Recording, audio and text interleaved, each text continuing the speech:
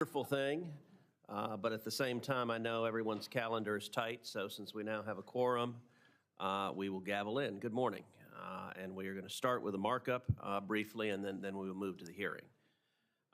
The Senate Committee on Commerce, Science, and Transportation will come to order. Today, we will consider the nomination of Ariel Roth to lead the National Telecommunications and Information Administration, NTIA. Ariel is an exceptional candidate for this position, and if I may say so, an exceptional person. Ariel is currently serving as my policy director for telecommunications on this committee. As I've directly observed, Ariel knows telecommunications law and policy as well as anyone else in this town. She has served as the wireline advisor to former FCC Commissioner Michael O'Reilly, as a detailee to the House Energy and Commerce Committee, and here in the Senate as legislative counsel to former Senator and committee member Roy Blunt. She'll bring energy and enthusiasm to NTIA, where she will pursue a win-win solution on spectrum that addresses both commercial and national security concerns. Now, I know the question many of you are wondering, has the baby come? And the answer is yes. As of 12:10 a.m., Ariel gave birth to a beautiful baby girl who is 7 pounds, 10 ounces, and she joins her 3 sisters and 2 brothers. I have to commend Ariel's timing of giving birth on the day of the voting committee on her confirmation. Congratulations.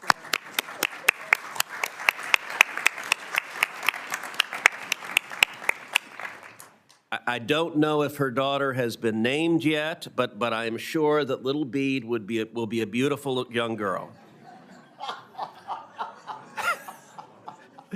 And I'm going to get in trouble with Ariel for that one. During her confirmation hearing, Ariel promised to administer the Bede program, quote, to the benefit of the American people, not to any single individual or company. Bede desperately needs a revamp. The program has yet to connect a single American to high-speed internet after 1,241 days. A major barrier is its laborious 14-step process, which writer Ezra Klein painstakingly outlined to a nonplussed Jon Stewart the other week. To quote Jon Stewart, "I'm speechless, Ezra. Honestly, it's far worse than I could have imagined." Here's something I don't say often. I agree with Jon Stewart. Ariel fully understands these challenges and knows what it takes to finish the job. That's why she has the backing of dozens of stakeholders from across the country. To my Democrat colleagues, while I understand you may have strenuous objections to the overall direction of the Trump administration, you should know that Ariel is thoughtful, honest, and as receptive to the concerns of your side of the aisle as any nominee will have before us. We all know the importance of knowing a person in the executive branch whom we can call on and trust to listen to our views. So on the day of the birth of her 6th child, I hope that you will join me in supporting Ariel in a strong bipartisan showing in her home committee. I now turn to Ranking Member Cantwell for her opening remarks. Thank you, Mr. Chairman, and thank you for making that wonderful announcement about Ariel and her family. It was a delight to have her and her husband and her children in the audience.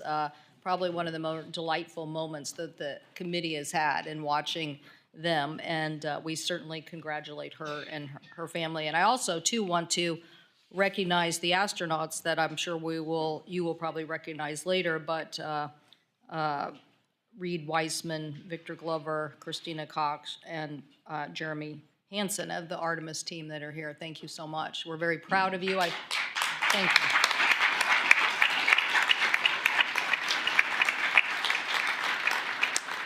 We're very proud of, in the state of Washington, Commander Ann McClain, who is leading the Crew 10 expedition right now. And so you're all nodding, so you all know her. And it just is amazing what you're all doing. And so we look forward to this hearing with Mr. Isaacman and Ms. Trusty.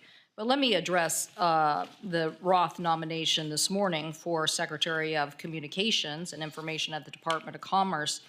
When Ms. Roth was before the committee and gave opening remarks, I did think that we would get more of an NTI commitment on critical issues for U.S. leadership and for interagency wrangling, because interagency wrangling is definitely a big part of NTIA's mission to get us a clear spectrum policy. Unfortunately, at the hearing, I didn't hear a commitment explicitly or even theoretically to the investments that this committee has already made. I know this is probably a frustration to many of my colleagues, but this is what we're asking of nominees throughout the Congress now, because we have a very clear idea about what is getting cut. I have long advocated for a more evidence-based approach to our spectrum management policy. The first Trump administration rushed to bring spectrum to the commercial market, I believe, without some of the studies and interagency coordination. And this approach put federal capabilities at risk: aviation safety when aircraft altimeters and 5G interfered with one another, weather forecasting when 5G deployment interfered with 24 gigahertz band detections of water droplets, GPS systems, vehicle safety, and our military's readiness and capabilities. So I believe the next NTIA administrator must not repeat those avoidable mistakes of the past. The commercial value of spectrum is its ability to offset the tax cuts for the complexities of the system, but also it's critical that we safeguard our national security. Beyond domestic concerns, America's leadership in spectrum is key to protecting our national security, our ability to innovate. So to maintain that position in the world's cutting-edge technology, we need a fully coordinated national strategy that balances our domestic priorities and projects, our U.S. leadership in the International World Radio Conference and the Telecommunications Union. So while I agree we need to bring more spectrum to market, independent studies need to be completed so that we have the full understanding of the potential impacts to our national security and public safety. Ms. Roth was not clear about this, or whether she would wait for the results of an ongoing evidence-based spectrum ban with critical national security and public safety issues before making those decisions on spectrum reallocation. Specifically, when I asked Ms. Roth about repeating the process for ongoing studies of the lower 3G, 7, and 8 gigahertz bands that have been heavily discussed and debated in recent years, she did not commit. And so I am concerned about these national security issues. Spectrum management is just one of the issues where I felt like we could have had more clarity. Obviously, Mr. Chairman, you're bringing up the federal grant programs under NTIA, asked by many of the committee members about preserving the $42 billion lawfully allocated to states, tribes, and territories under the BEAD program, which Congress enacted to connect all unserved and underserved households to the affordable, reliability, high-speed access. Ms. Roth refused to commit to honor the agreements that NTIA has already made with states and tribes. So these are great concerns on the investments that our Congress has already decided. She had the opportunity to continue to answer those questions. For the record, we do not see the evidence of that commitment. I also, on the issue of Elon Musk and conflicts of interest and making sure that even potential conflicts of interest were clear, I also have concerns. So, Mr. Chairman, at this point in time, I cannot support Ms. Roth's nomination to be the director of NTIA. I recognize Senator Wicker for a motion. Well, thank you, Mr. Chairman. And let me just add a comment or two to the announcement that you made. The chairman said that Ariel had given birth to a beautiful baby girl. He knows what he's talking about. He's got a picture up here, and actually on the first morning of her life, she flashed a nice big smile, and he's got that to prove. Also, in an effort to wait until the day of her vote here in committee, Ariel saved that final push till 10 minutes after midnight. And So her timing is impeccable. Based on that and other reasons, I move that PN 2225, nomination of Ariel Roth to be Assistant Secretary of Commerce for Communications and Information be favorably reported. Is there a second? Second. Is there any discussion? Roll call, please. Clerk will call the roll. Mr. Thune. Aye by proxy. Mr. Wicker. Aye. Mrs. Fisher. Aye. Mr. Moran. Aye. Mr. Sullivan. Aye. Mrs. Blackburn. Aye. Mr. Young. Aye. Mr. Budd. Aye. Mr. Schmidt. Aye. Mr. Curtis. Aye. Mr. Moreno. Aye. Mr. Sheehy. Aye. Mrs. Capito. Aye. Ms. Lummis. Aye. Ms. Cantwell. No. Ms. Klobuchar. No by proxy. Mr. Schatz. No by proxy. Mr. Markey. No by proxy. Mr. Peters. No. Ms. Baldwin. No. Ms. Duckworth. No by proxy. Ms. Rosen. No. Mr. Lujan. No. Mr. Hickenlooper. No by proxy. Mr. Fetterman. No by proxy. Mr. Kim. No. Ms. Blunt Rochester. No by proxy. Mr. Cruz. Aye. The yeses are 15, the nos are 13. The motion is agreed to, and the nomination is ordered to be favorably reported. I will now recognize any members of the committee wishing to make any remarks. That concludes our markup, and we will now move in to our hearing.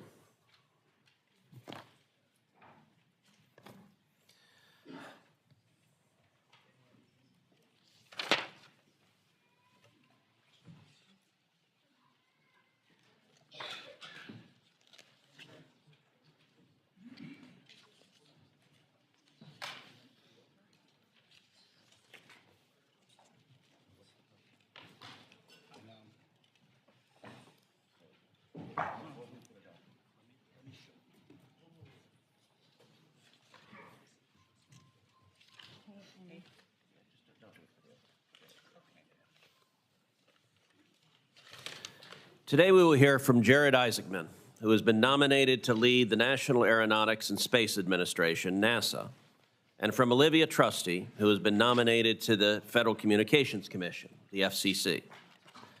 NASA has always been at the forefront of American leadership. In 1969, that meant putting a man on the moon. Today, it means returning there, this time to stay. Our nominee, Jared Isaacman, has been active in the commercialization of space exploration. In 2021, Mr. Isaacman commanded the first all-civilian spaceflight, Inspiration 4. In 2024, he flew his second commercial mission, going further into space than any other manned mission since Apollo 17. He brings a unique perspective to the challenges facing NASA and the space industry. Today, NASA is at a crossroads.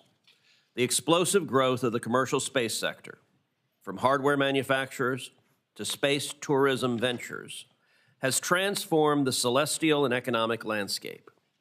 Space is no longer the exclusive domain of sovereign nations and a handful of legacy defense contractors.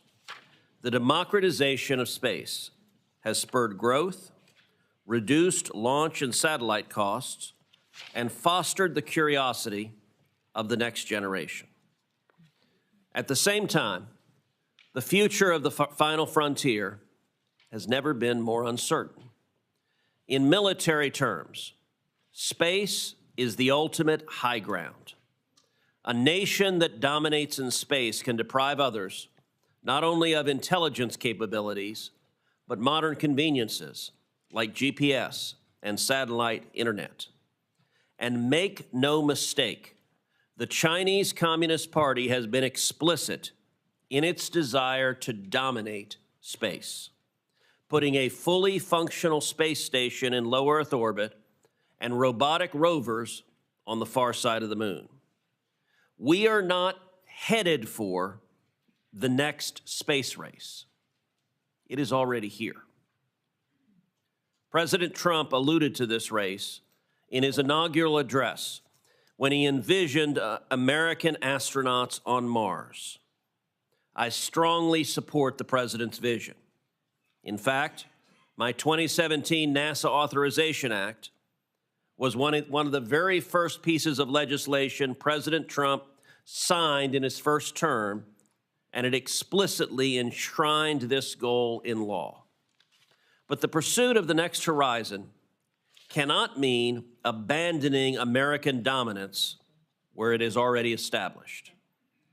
The International Space Station has been continuously manned for more than 20 years, serving as a hub for research and testing together with our international partners in space exploration. While we will eventually have to retire the ISS, before that happens, we must put the necessary systems in place to support and command American astronauts continually in low Earth orbit. We cannot surrender low Earth orbit to the Chinese or to the Russians. Likewise, the Artemis mission, launched during President Trump's first term, is set to return American astronauts to the moon and establish a sustained human presence there. Joining us in the audience today, as we heard earlier this morning, are the 4 Artemis II astronauts: Reed Weissman, Victor Glover, Christina Cook, and Jeremy Hansen.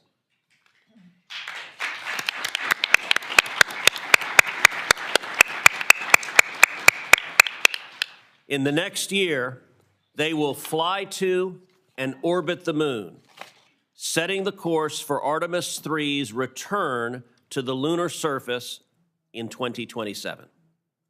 The Artemis missions and the entire Moon to Mars program, which have enjoyed consistent bipartisan support, serve as a stepping stone to landing American astronauts on Mars. In fact, this stepping stone approach is explicitly in the law as enacted by Congress. We must stay the course. An extreme shift in priorities at this stage would almost certainly mean a red moon, ceding ground to China for generations to come.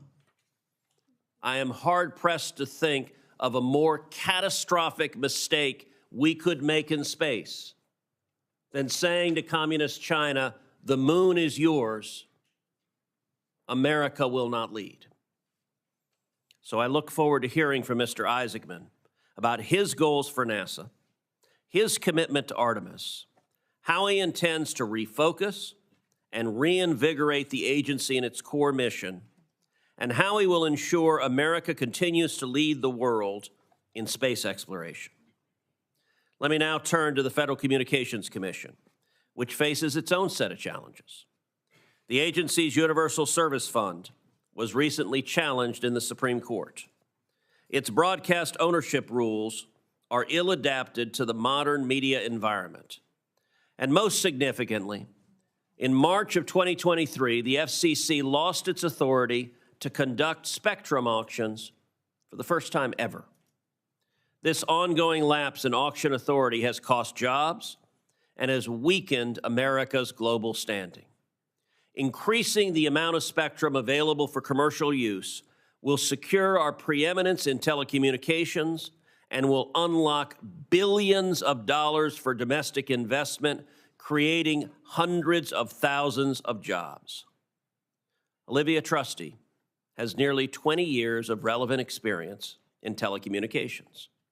She is currently a staff member at the Armed Services Committee, which is chaired by our colleague, Senator Wicker, who will be introducing her this morning.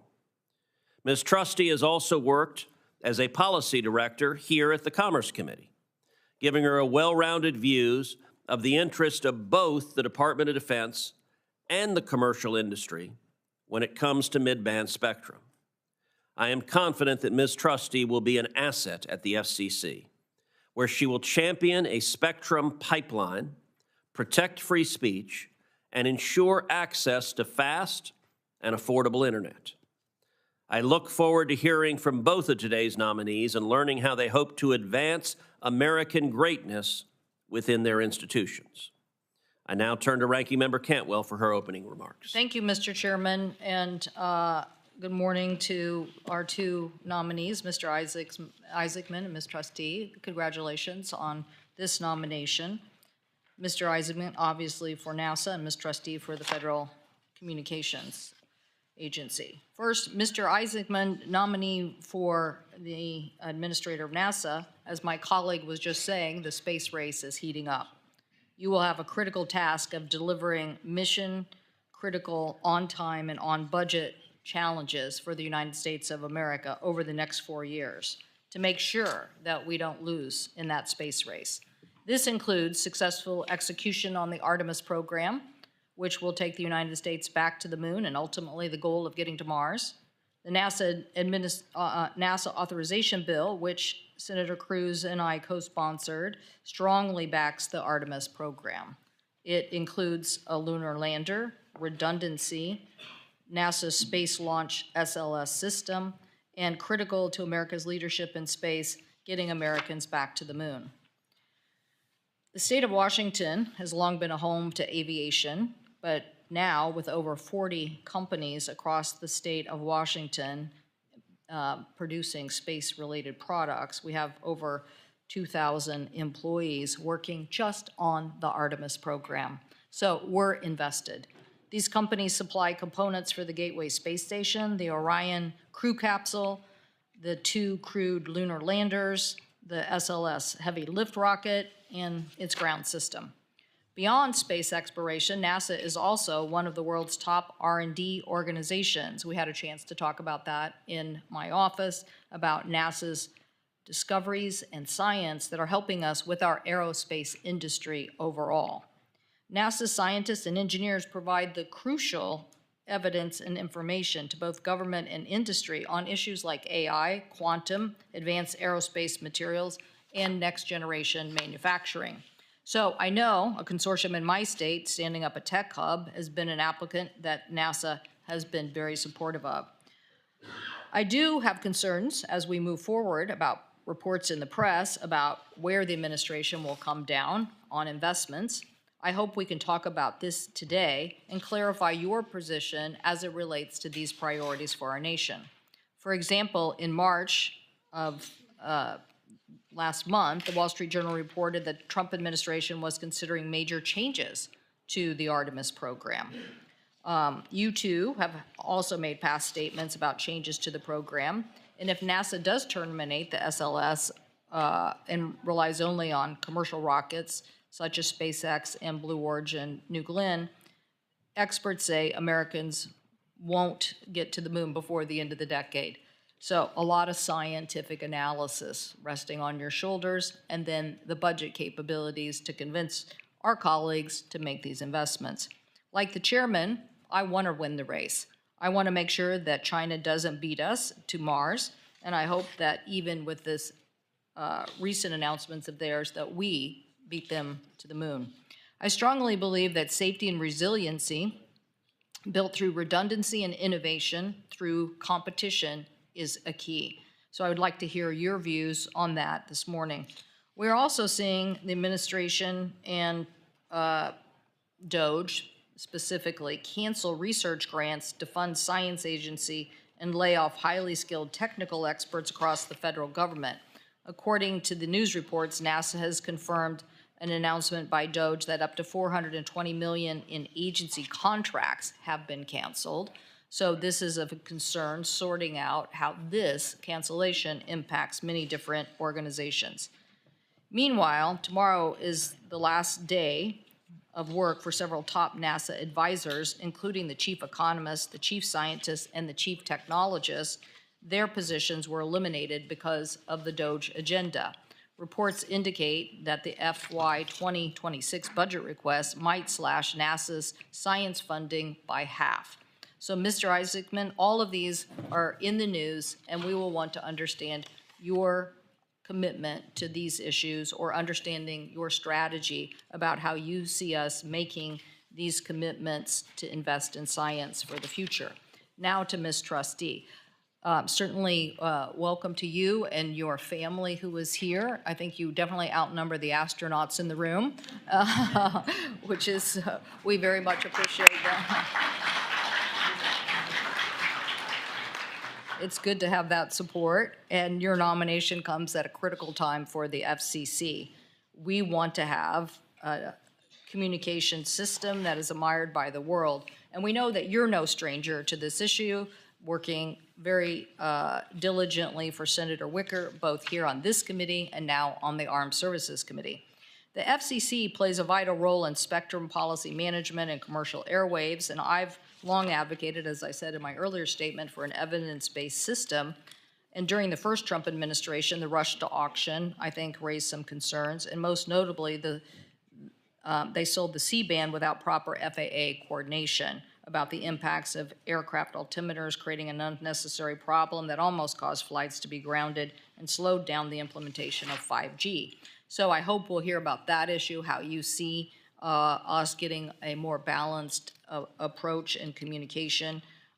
Because of the FCC's influence over some of our most important institutions, including the media and the internet and providers, the FCC is an independent agency not subject to direct presidential control, but this tradition is under attack. The Trump administration is seeking to bring independent agencies like the FCC under the president's direct control. Recently, the president fired 2 Democratic commissioners at the Independent Federal Trade Commission without cause. So let me be clear, removing independent commissioners based on their party affiliation sets a dangerous precedent. I expect this administration will maintain a fully FCC staff with 5 commissioners, including 2 Democrats.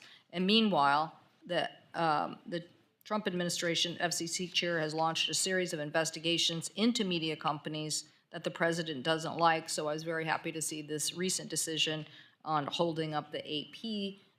Very important to have a very, very competitive landscape when it comes to media and news production. The FCC should return to its longstanding role as a neutral, independent regulator, and so look forward to asking you questions about that as well today. But again, congratulations on your nomination.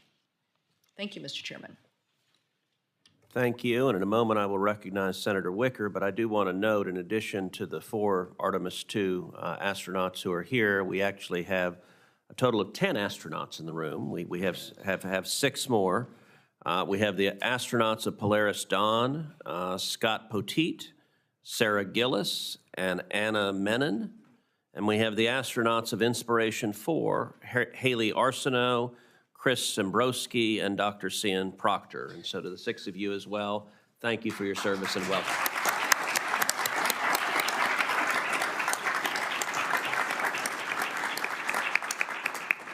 And I have to say, anytime you have 10 astronauts in the room, this may be the most badass assemblage at a commerce hearing that I've seen.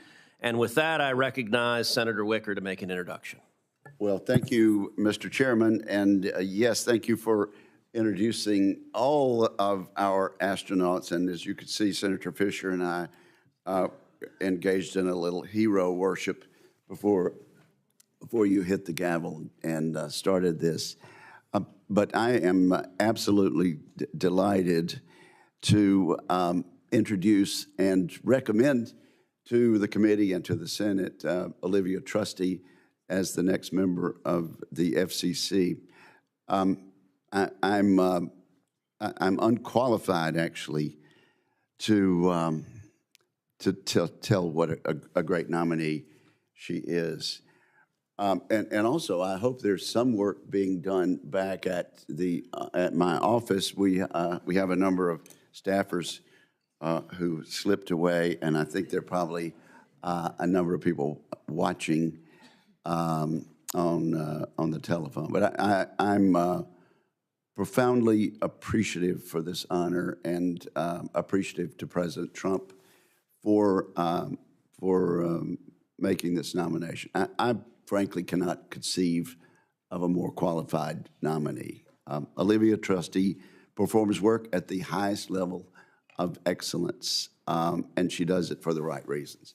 And for 7 years now, I've been the beneficiary of her expertise. But frankly, this committee and the Armed Services Committee and the full Senate have also been the beneficiary of her expertise. When I became chairman of the Commerce Committee, I was fortunate that Olivia agreed to join my committee staff.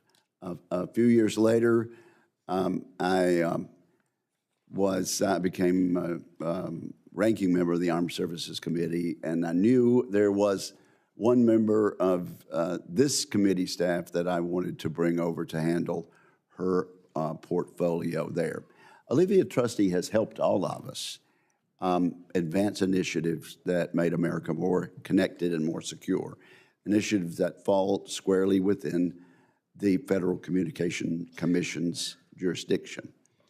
On technology party, she's helped us pass legislation to improve maps.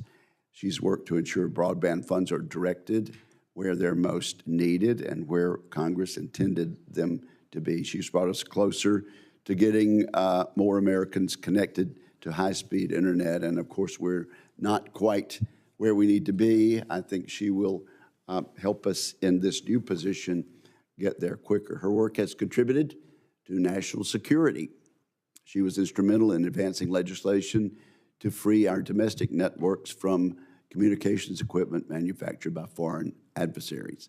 She's been a leader on spectrum policy, an area that bridges both technology and national security. She has collaborated with members and staff across the Commerce and Armed Services Committees to find common ground between commercial and federal interest. Olivia Trusty wants to help our country maintain our leadership without risking national security, and she's worked to make that happen. I could go on and on, but Olivia does like brevity. She chooses her words carefully and concisely. Let me just say, she plays chess, not checkers. She sees around the corners.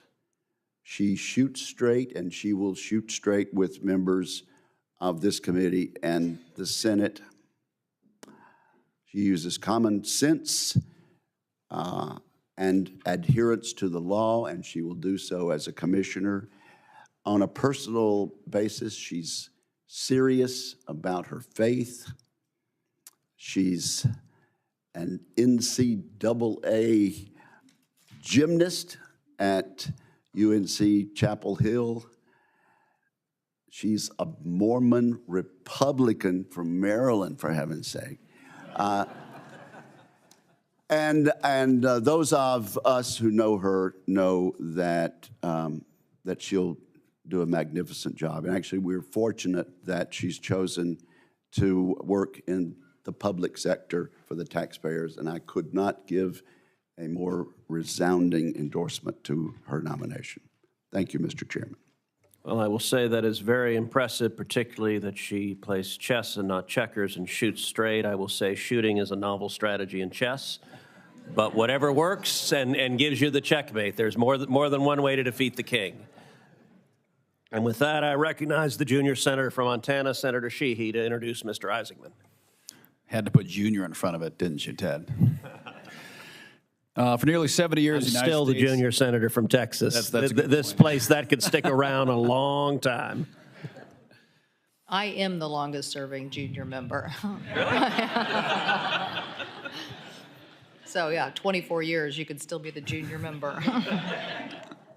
I wear it with a badge of honor. Okay. Well, thank you, Chairman and Ranking Member. For nearly 70 years, the United States has been at the forefront of space exploration. President Trump knows how critical it is for our country to lead the way yet again as our space program aims to reach new heights, and that's why he chose exactly the right man for the job, Jared Isaacman. I've personally known Jared for several years, sharing an aviation community in Montana and cooperating with him on improving the education experience for our next generation of explorers, astronauts, engineers, and pilots who attend space camp at the U.S. Space and Rocket Center in Huntsville, Alabama. Of note, both Jared and I attended space camp, an arduous 5-day program for small children, And I would say it lit a spark in both of us to chase the dream of aviation and aerospace. We both dreamed of being astronauts as children. The difference is Jared actually is one, whereas I had to settle for the decidedly less cool title of senator. America has been the leader of global space travel for generations, pushing the boundaries of science and testing the limits of human endurance and intellect. All Americans should be deeply proud of the incredible accomplishments of heroes like Alan Shepard, John Glenn, Neil Armstrong, Jim Lovell, and many others. The sacrifice and leadership of these brave astronauts is what most Americans know well. What they usually don't know is that behind each and every one of these heroes, many of whom sitting in front of us, is a massive team of dedicated engineers, program managers, innovators, test pilots, welders, electricians, truck drivers, and families who are the true heroes of our space program.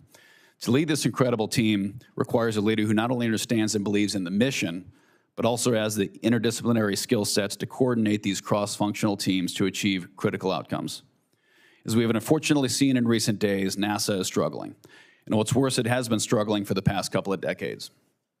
Since the tragedy of the Columbia disaster in 2003, which I remember like it was yesterday as I was preparing to enter the pool for a high school swim meet, NASA has been a struggling organization full of great people, searching for revival. For 10 years, the United States of America was paying the Russian government taxi fare to send our own astronauts into space. This would make JFK and Ronald Reagan turn in their graves. And in light of the recent Starliner mission to the ISS that left astronauts stuck in space for 9 months, we are reminded that much work still remains. President Trump, and Elon Musk, who's one of our greatest space entrepreneurs, both knew it was time for a change. And enter Jared Isaacman. Despite his childhood desire to be an Air Force pilot and an astronaut, Jared found out that he was smarter than most and started a disruptive software company in his garage as a teenager. That company grew to be a tremendous multi-billion-dollar success, and that success fueled his ascension into the Hall of Fame as a record-setting jet pilot, an aggressive fighter pilot for our Air Force combat pilots, and most recently, the first civilian astronaut to ever conduct a spacewalk. On top of all that, Jared and I share another passion: pediatric philanthropy. Jared has personally donated millions of dollars to improve healthcare for at-risk children all over America, a cause which brought us together. NASA is at a point of great pride for a generation. It represents a moral obligation for us to continue to lead in the greatest frontier ever known, and it deserves strong leadership. Jared is an articulate leader, a great father and husband, and one of the smartest people in America. Jared understands not only how to manage complex multi-billion-dollar organizations, but also how to design and engineer critical systems. And to top it all off, he knows how to fly spaceships. America has given us a mandate to push the boundaries of outer space, and NASA is in need of spiritual and organizational rejuvenation, and that will take fresh, bold leadership. Jared is the perfect man for the job, and I look forward to adding NASA administrator to his already remarkable resume. Thank you. Thank you. I now recognize Mr. Isaacman for his opening statement. Thank you, and Senator Sheehy for the very generous introduction. Thank you, Chairman Cruz, Ranking Member Cantwell, distinguished members of the committee. I'm honored and very grateful to be here before you today as President Donald Trump's nominee to lead the National Aeronautic and Space Administration. I have lived the American dream, and I owe this nation a great debt. I would happily serve President Trump in any capacity, but to work alongside the people that have expanded the boundaries of exploration and brought humanity closer to the stars would be the privilege of a lifetime. Before I begin, I would like to acknowledge my crewmates, as you did earlier, Senator, along with my wife, Monica, and my two wonderful daughters that are sitting behind me, Mila and Liv. I do recognize I am a newcomer, so I thought I would share a bit about my story, along with my understanding of the challenges and the opportunities that lie ahead. I am an entrepreneur, and my journey began when I took a risk and left school at age 16 to build a company in my parents' basement. Despite my unconventional start, I found success very early in life and led my company into a multi-billion-dollar enterprise that employs thousands. I'm a pilot with an aeronautics degree. Over the last 20 years, I've flown over 7,000 hours in jets and ex-military aircraft, setting world records and performing in air shows. My passion for aviation also led me to start another company, this time a defense aerospace business. As a company, we operated the world's largest private air force. Our job was to fly fighter jets as adversaries, executing enemy tactics and training American warfighters. We managed hundreds of millions in defense contracts and saved taxpayers billions along the way. I'm also an astronaut. Alongside a talented team, I led 2 record-breaking missions to space. On my last mission, we tested a new spacesuit while performing a spacewalk and orbited farther away from Earth than any human has gone since the last time Americans walked on the moon. Along the way, my 2 crewmates, Sarah Gillis and Anna Menon, became the women who have journeyed farthest from Earth ever. I'm an advocate for science. During these missions to space, my crew and I performed approximately 50 science and research experiments. I've also publicly supported the Chandra X-ray Observatory and offered to fund a mission to extend the life and capabilities of the Hubble Space Telescope. I care about the people back at home and our collective future here on Earth. My space career did not burden the taxpayers. They were privately funded and aimed at inspiring and helping people all over the world. One example is the over $250 million we raised to support St. Jude Children's Research Hospital and their critical work to ensure no child dies in the dawn of life. Alongside these efforts, I personally donated hundreds of millions of dollars to charitable endeavors. I share all of this because I am not a typical nominee for this position. I've been relatively apolitical. I am not a scientist. I never worked at NASA. I do not think these are weaknesses. In fact, I believe President Trump found them to be strengths. And if confirmed, I will bring all my experience to the greatest adventure in human history, the quest to discover the secrets of the universe. On that note, NASA is the most accomplished and respected space agency in the world, but for all NASA's historic achievements, the agency is not without challenges. Presidents have called for a return to the moon and a path to Mars since 1989, and well over $100 billion has been spent without the intended results. Most programs, new telescopes, rovers, X-planes, entire spaceships, are over budget and behind schedule. And this is discouraging because when people look up at the stars and wonder what is out there, they want those answers today and not decades down the road.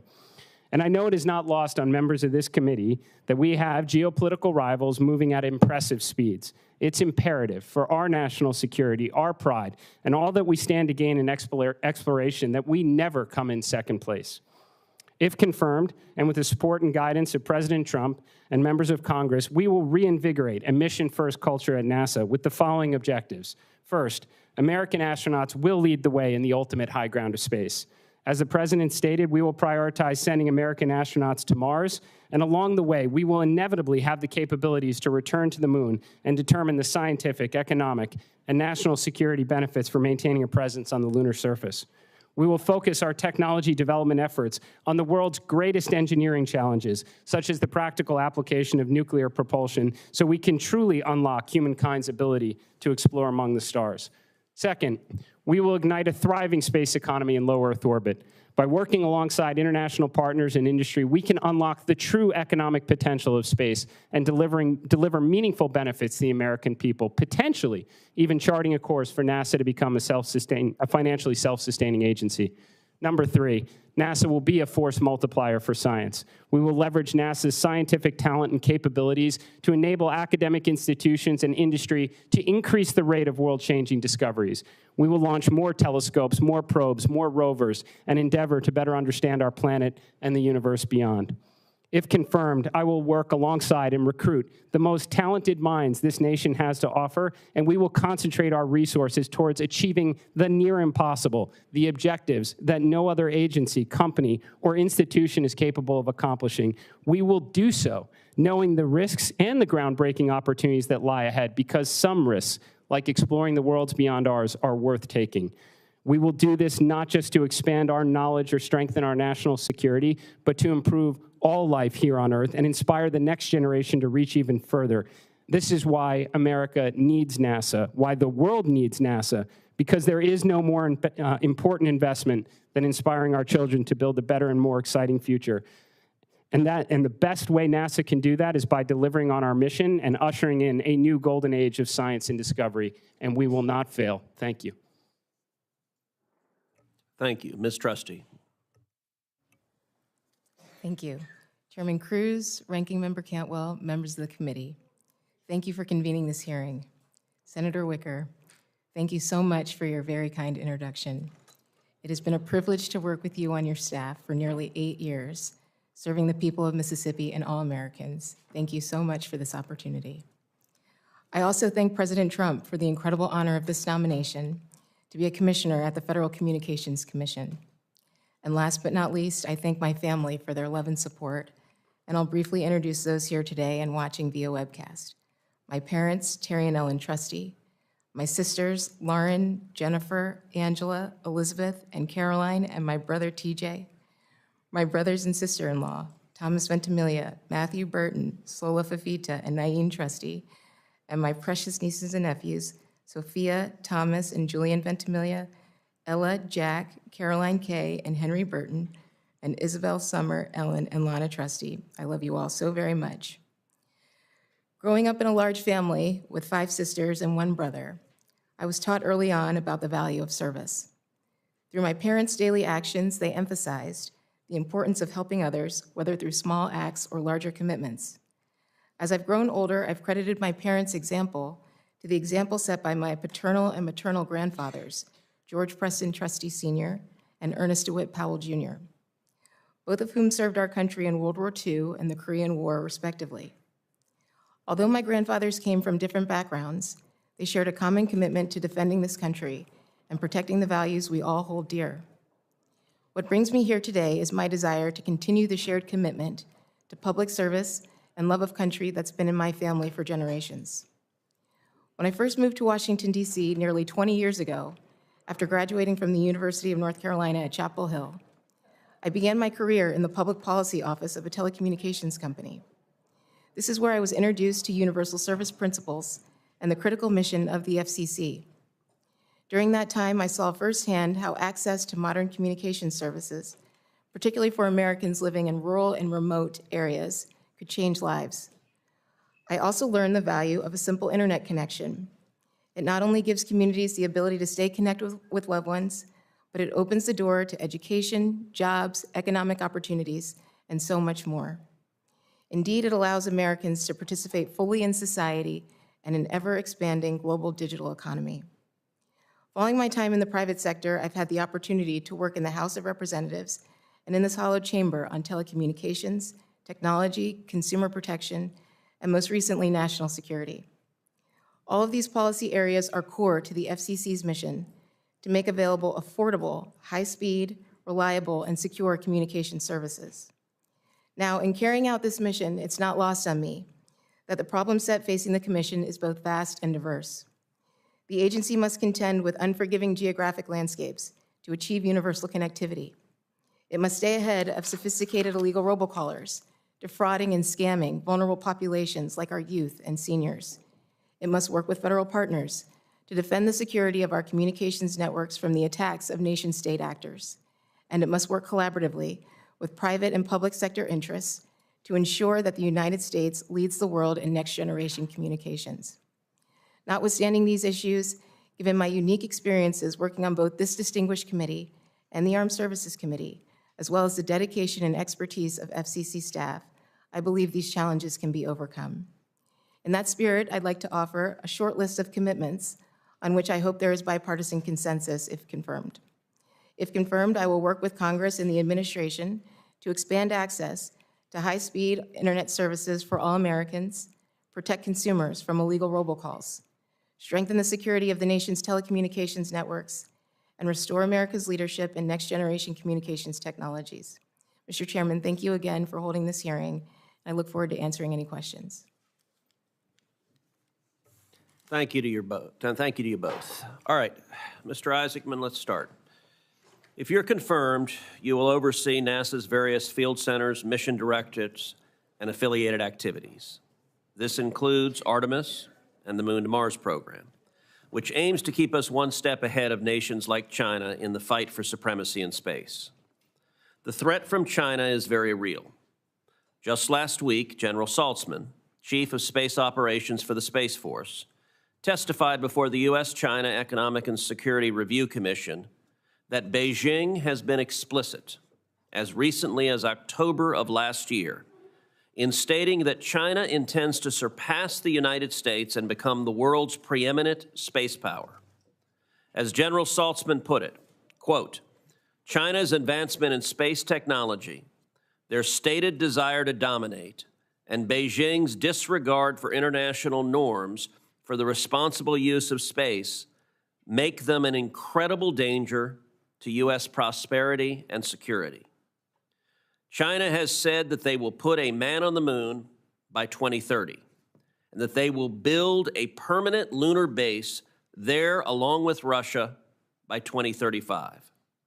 Based on how quickly they have already progressed, I think it is quite possible that China reaches those milestones sooner than those dates, and indeed that China reaches the moon before the end of President Trump's current term.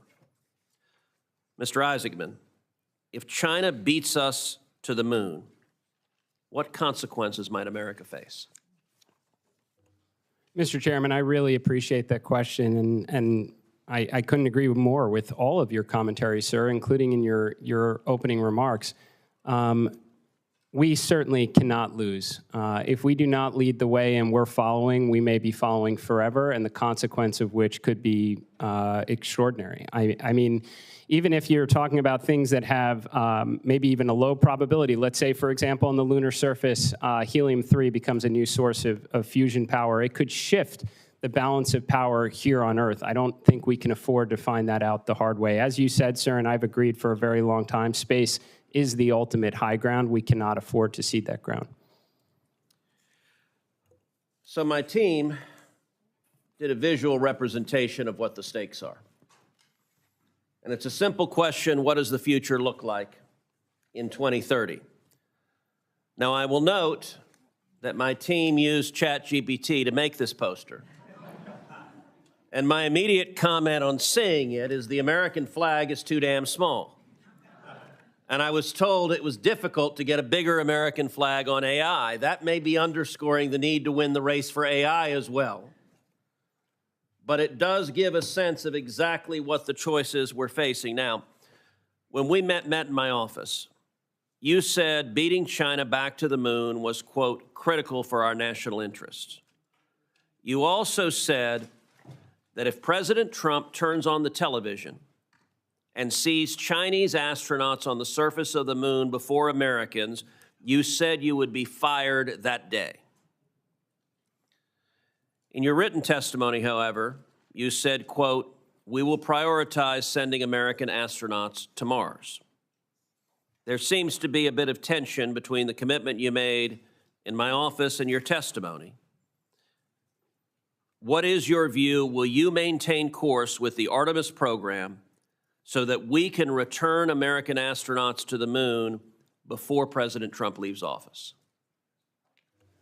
Mr. Chairman, I really appreciate the statement. First, I couldn't agree more with the president and his inspiring and ambitious goal to send American astronauts to plant the stars and stripes on Mars.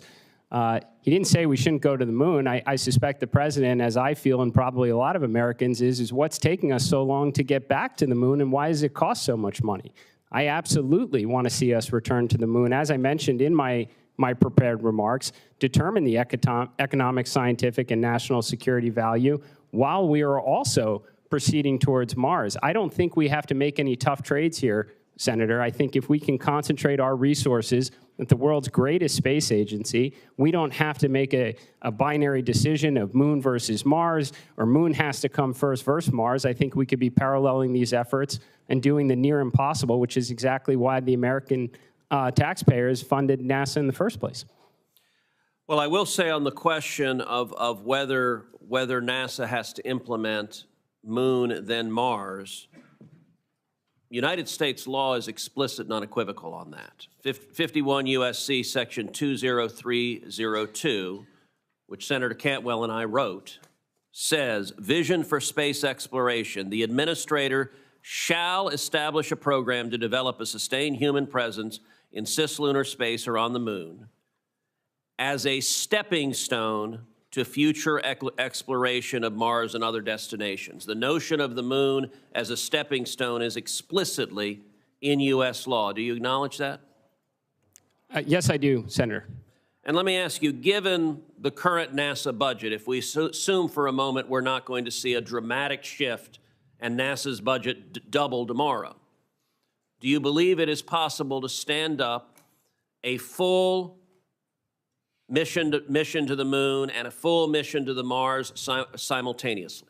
Senator, as I mentioned in my prepared remarks, I think we can absolutely do that. We can figure out the space economy in low Earth orbit. We can run more scientific missions. This is the agency that went from sending Alan Shepard on a suborbital mission, and 8 years later, we saw Neil Armstrong and Buzz Aldrin on the surface of the moon. Do I think that we can get back to the moon, chart a course for Mars, and do all the other things? Absolutely, Senator. So do we have your commitment that you will not allow the scenario on the right on this poster to happen, that China will not beat us to the moon, that one of these heroes sitting in this room will set his or her, and as a father of 2 daughters, I'm particularly excited that Artemis is committed. It will be a her. The first woman will step foot on the moon, and she will be an American astronaut. Do we have your commitment that we will win the race to the moon and China will not beat us? Senator, I only see the left-hand portion of that poster.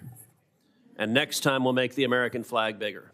Senator Cantwell. Mr. Chairman, I ask unanimous consent that the poster be placed in the record. An excellent idea, and a chairman who was crossing his T's and dotting his I's would have done so already without objection.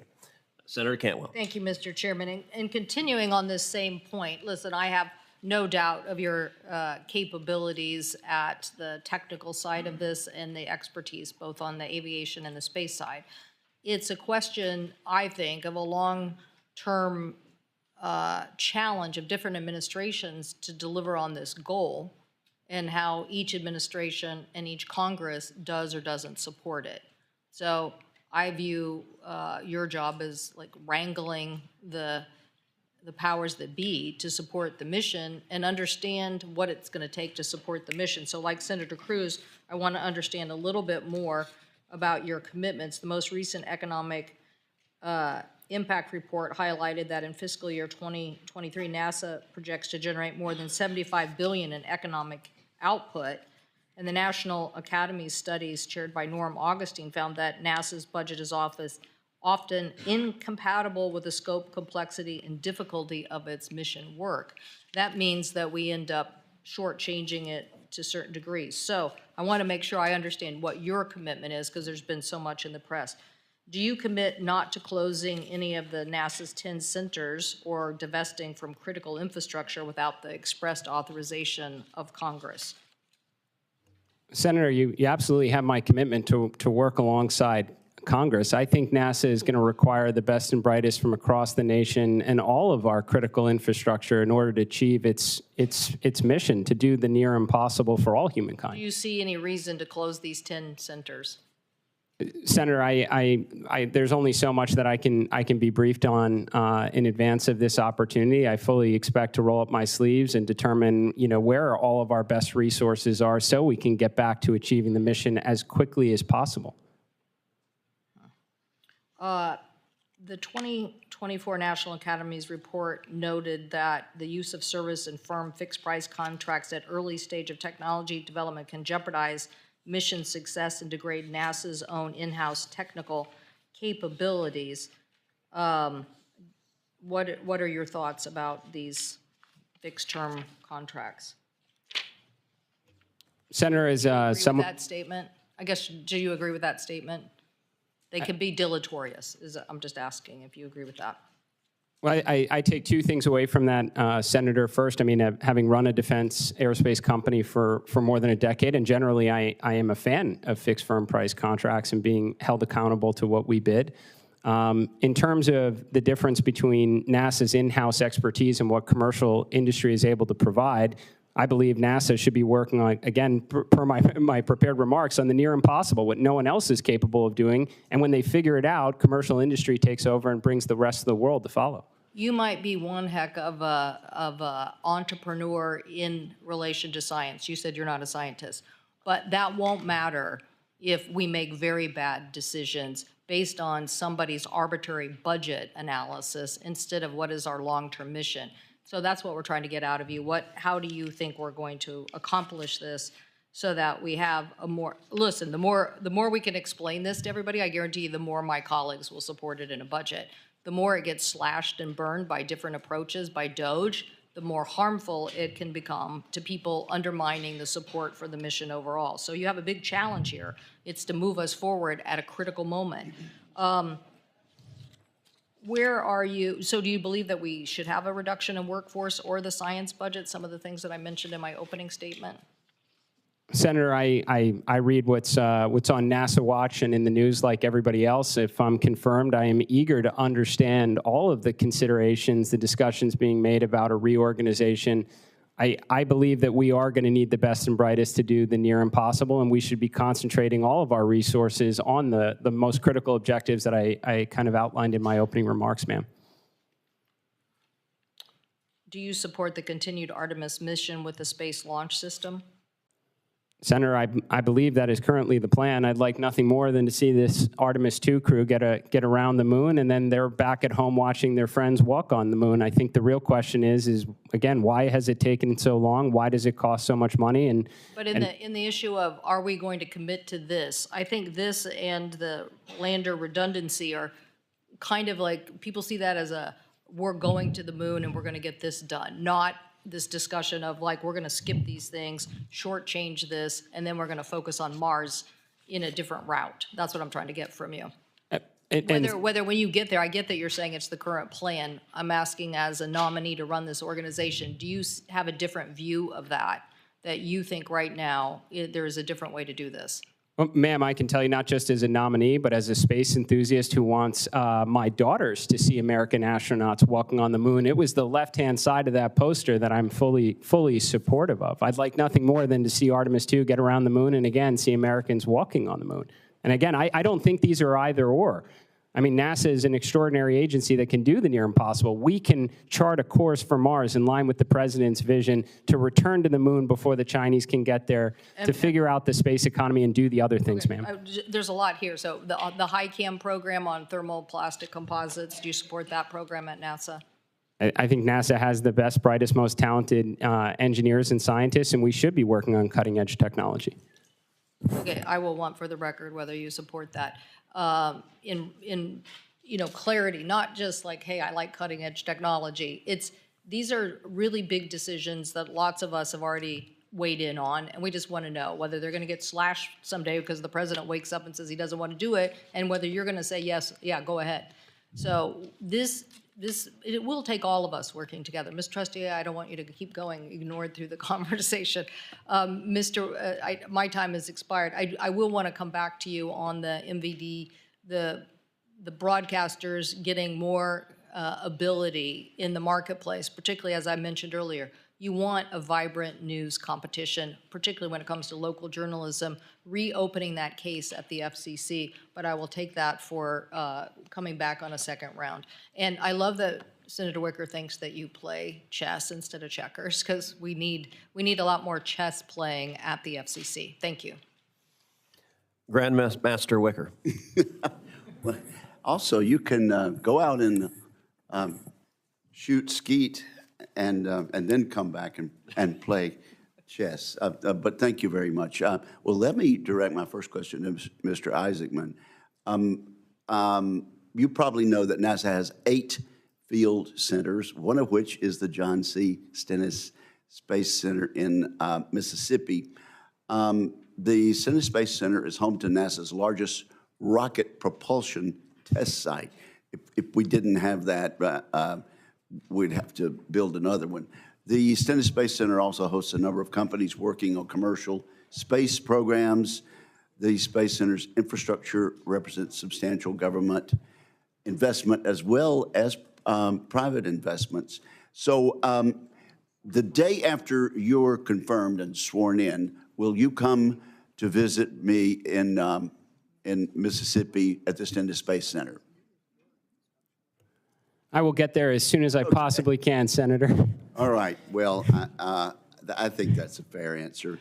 Now, Ms. Trusty, let's talk about the plan for broadband bill. We finally got that reported a few weeks ago, and you worked with members of this committee, even as a staff member for the Armed Services Committee, in getting some compromise language on the Plan for Broadband Act. Do we need it? And what accommodations did we make to get everybody on the same page? Senator, thank you so much. Take about a minute and a half. Okay. Thank you so much for the question. Thank you for your leadership in this on this issue. You know, interagency coordination is essential to closing the digital divide. I think as many members on this committee know, there are about 130 broadband programs across 15 different agencies, and GAO has determined that those programs are fragmented and duplicative. And there's an opportunity to streamline, consolidate, and coalesce these programs so that the resources are better targeted to unserved areas so that we can get communication services to more rural, remote areas that lack connectivity right now, and expand and close the digital divide, or just close the digital divide, not expand it. And so I think the Plan for Broadband Act is the key to this solution. It creates a strategy that will help us to target these resources better to unserved communities so that everybody can fully participate in the global digital economy. And we had to accommodate high-cost areas, tribal areas, and also do some compromising on the spending cap. So I do appreciate that. Let me ask then in the last 2 minutes. During COVID-19, the broadband across Europe suffered several disruptions. Did we have that kind of disruption in the United States, or was there a difference, and why do you think things may have turned out differently in Europe as opposed to here in the United States? Thank you so much, Senator. I appreciate this question. You know, I think the reason why we did not face the same issues here during the COVID pandemic as it relates to our internet networks is because competition and innovation, a light touch regulatory framework we saw worked really well. We just have not seen the predicted harms materialize in the absence of more prescriptive legacy regulations. And so under your leadership when I was on this committee, to ensure consumers were protected, even if competition and innovation fail, you set up a bipartisan net neutrality working group to put together bipartisan legislation to ensure that consumers were protected regardless, but that we had a modern framework. I thought that was a great example of how to move forward with our next generation networks and ensure that consumers continued to have access to critical connectivity services. Has there been any throttling or blocking in the United States in recent years? Senator, I'm not aware of any of the predicted harms materializing that were projected during this debate a couple of years ago. Thank you very much. Thank you, Mr. Chairman. Thank you. Senator Kim. Yeah, thank you, Chair. Mr. Isaacman, I'd just like to start with you. I guess I just wanted a little more clarity about, are you committed to having a permanent presence on the moon?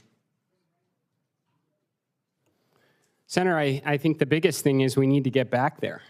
It's been taking a very long time, and the American taxpayers have invested an awful lot. I agree with you on that front. Yeah. I think we can take that for granted between me and you. But I guess I want to get a sense, because the chairman laid this out actually, and the poster that he had wasn't just about getting back to the moon, but it was about sustaining a presence on the moon. And I just feel like I don't have a good understanding of what your actual position is right now on that. Well, I think, Senator, the first step to me is to return to the moon and determine its economic, its scientific, and its national security value for remaining there. I saw that in your statement, and I guess I was confused because in your response to the chairman, you were talking about how helium-3, this is something that could very well shift the balance of power within the here on Earth. What else are you looking at? Like, what else is in your mind right now beyond helium-3 and the impacts there when you're talking about scientific, economic, and national security? Well, Senator, that's what we need to get there to find out. All the best science fiction movies out there have something like helium-3 as the economic justification for an enduring presence, not just on the moon, but throughout space exploration. So I guess, kind of as we've been talking about this, moon, Mars, two priorities, you were much more definitive about saying we need to get to Mars. So I guess I just want to ask you that same question. What are the scientific, economic, and national security priorities that you see more clearly when it comes to going to Mars right now than in terms of having a permanent presence on the moon? Well, Senator, to be clear, I certainly hope in the future that we have lots of space stations, a full lunar outpost, a Mars outpost, and we're pushing even beyond that. I'm just saying we need to get back to the moon. We need to figure out why we need to be there, and I certainly hope there is a reason. Why do we need to be at, what I'm trying to get a sense of, you seem much more definitive about saying we need to get to Mars and putting resources towards that effort. What are the specific economic, scientific, and national security interests you see there? Because I get a sense that you have some greater clarity there than you do when it comes to the moon. Well, I would actually hope you're getting a sincere answer from me that we should be doing both and the other things. Now, Mars... You think we can do both moon and the Mars on the current NASA budget? I sure hope so. NASA was built to do the near impossible and have a thriving space economy in low Earth orbit and continue extraordinary science missions to kind of unlock the secrets of the universe, sir. Well, I guess I just want to reinforce what the chairman said. I mean, I think we need to have much more clarity in how we're talking about what it is our objectives when it comes to the moon. As mentioned, we have a lot more clarity about what China's objectives are, and I hope that that is something that you can clarify quickly if you are confirmed. When it comes to the International Space Station, what is your perceived timeline there in terms of when we should be starting to bring that down?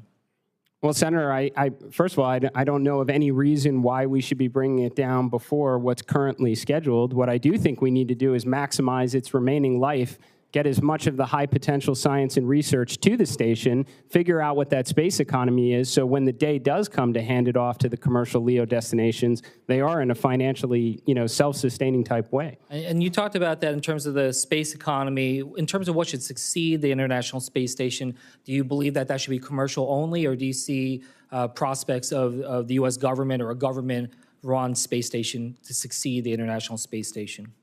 Well, right now, Senator, if we don't figure out the space economy, whether it's commercially operated or not, it's going to be entirely financially sustained by the government. So but I guess I'm asking, do you have a preference in terms of, do you see a sense of need for a government run? I guess I'm just trying to ask you, what is it that NASA can do that commercial efforts can't do? Well, that's a fantastic question, Senator. I mean, the line should be drawn, again, in terms of NASA undertaking the near impossible challenges that, again, no company, organization, or agency anywhere in the world would be able to undertake. I gave a very good example, I think, in my opening remarks on nuclear propulsion. That's something that no company would ever embark upon. There is no obvious economic return. There's regulatory challenges. That's exactly the kind of thing that NASA should be concentrating its resources on. The last thing I just want to say here, and I know I'm running out of time, I'm really hard to see. I think we're all very proud of the astronauts that are here in this room. But I think I could speak for them and say, look, we also recognize the importance of the civil servants playing so many different roles for the safety and the innovation that's out there. As I expressed to you, I am concerned about how this administration has approached what I believe are indiscriminate cuts at and firings at different departments and agencies. And if you're confirmed, I hope that you stand up against indiscriminate cuts. I think we're all very recognizing that there are places for efficiencies and elsewhere, but we need to make sure that we're protecting the expertise that's out there. With that, I'll yield back. Thank you. Senator Fisher. Thank you, Mr. Chairman, and thank you to our two nominees today for your commitment to public service. Ms. Trusty, I appreciated meeting with you to learn more about your experience and your goals if you're confirmed as an FCC commissioner. And as you know, one of my top goals is to maintain a steady and predictable universal service fund. Congress's intent has been clear. We must keep all Americans connected. I also look forward to co-chairing the Universal Service Fund Working Group with Senator Lujan to advance this priority. Ms. Trusty, how do you view the Universal Service Fund and its mission to universal service? Thank you so much for the question, Senator, and thank you for the time. It was great to meet with you and discuss your priorities. The universal service is the cornerstone of the FCC's mission. The Universal Service Fund itself has connected millions of Americans across the country.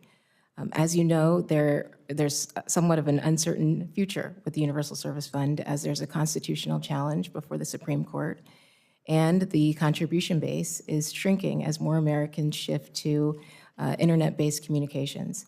And so I think it's incumbent upon the FCC to work closely with Congress and interested stakeholders to identify a specific, predictable, and sufficient form of support as required in the Communications Act to continue meeting the needs of Americans across the country. Thank you. From my experience serving on this committee and also on Armed Services Committee, I appreciate the differing cultures, missions, and priorities of the various spectrum stakeholders, and I've seen the consequences when they conflict. I worry that federal missions, including national security, can be undermined because of these frictions, particularly when collaboration among stakeholders is strained and consensus can't be reached. Ms. Trusty, what do you think the appropriate role is for the FCC and its engagement with the Department of Defense? Thank you, Senator. And I appreciate this question because I know this is such an important topic and a sensitive one, too.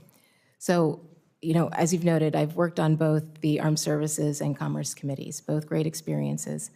During my time on the Armed Services Committee, I've certainly developed a greater appreciation for DoD's national security mission and how critical spectrum is in carrying out that mission. I also know from my time on the Commerce Committee that spectrum is the lifeblood of wireless communications. It's essential to meeting our economic objectives both domestically and abroad. And so I think given these two experiences, I can certainly help find solutions where there's common ground, where we don't have to sacrifice our spectrum for our warfighting needs, but we can also create opportunities to repurpose spectrum for commercial use. And I think the way to do that, frankly, is to have everybody in the same room at the same time, hearing the same things. Otherwise, I think there's a lot of information that gets lost in translation, contributing to further misalignment on spectrum policy. When we're all together, it can further promote transparency and accountability in these processes. How do you think this dialogue can become more constructive? Do you have any suggestions on how to do that? As a member of the staff on the Armed Services Committee, you had access to classified briefings that others do not have access to. So you have a fuller understanding of what's at stake here. So how can we have a constructive dialogue? Well, Senator, I think that's the issue. When I was on the Commerce Committee, I didn't have a full clearance, and so I wasn't privy to many of DoD's assets and capabilities. But when I was on the Armed Services Committee, I had a clearance and could understand better, or to a better degree, why some of the assets and systems were so essential. I'll say, though, I think we have to find a way to accommodate both our national security and economic security interests. I worry that if either side of this debate fails, then our global competitors win, and I think that would have a devastating consequence to our economic and national security. And I think we're beginning to achieve that way forward. Yes, looking at the international role on telecommunications, how can a more unified position among federal agencies boost the United States global leadership? How can we ensure that national security perspectives are included in an overall position that we have for this country? Absolutely, Senator. Thank you for this. So I had the opportunity to attend the last WRC in Dubai, and I think the takeaway was that America didn't put our best foot forward because we didn't have a unified approach to our spectrum policy. And so I think if we have a unified strategy where we highlight key U.S. interests, whether with respect to both our economic and national security, it gives us more time and space to work with our international partners and allies to develop coalitions where they have a lot of similar interests. And going into it that way, we can preempt those who are attempting to undermine U.S. values, among other things. And if confirmed as an FCC commissioner, the commission as a whole would definitely have a leadership role in that process, correct? Absolutely. So the Department of State typically runs the WRC process, but NTIA and the FCC certainly contribute to that. Thank you very much. Thank you, Mr. Chair. Thank you. Senator Klobuchar. Thank you, Mr. Chair. Thank you to both of you for being here. You win the prize as the best name for a nominee, Ms. Trusty.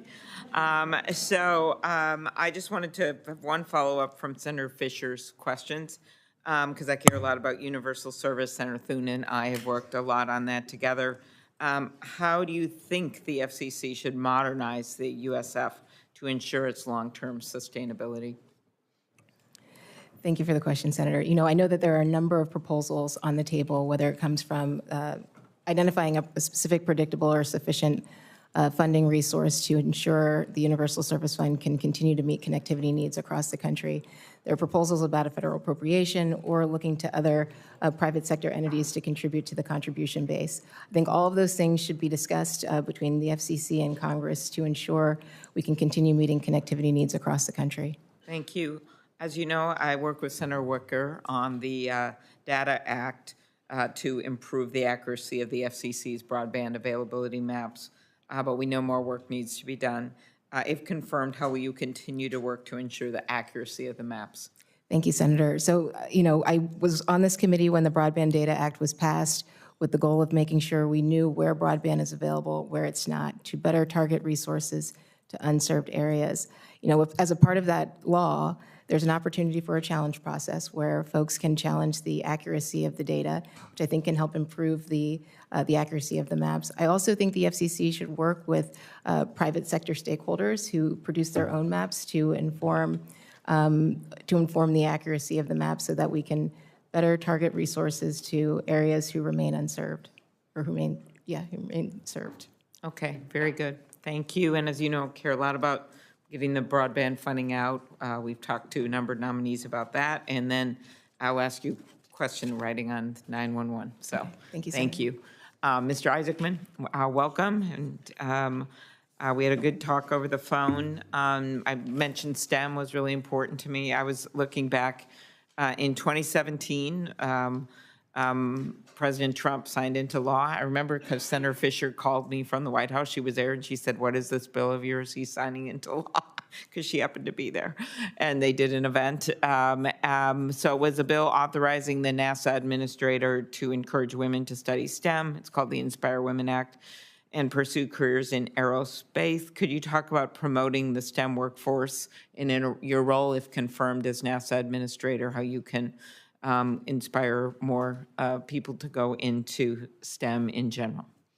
Just coming off the robotics competition in Minnesota on Saturday. Thank you. I was there. Understood, Senator. First step is I'm still working on getting my two daughters to want to grow up and enter into the STEM fields. I've tried with spaceflight, and I will get there.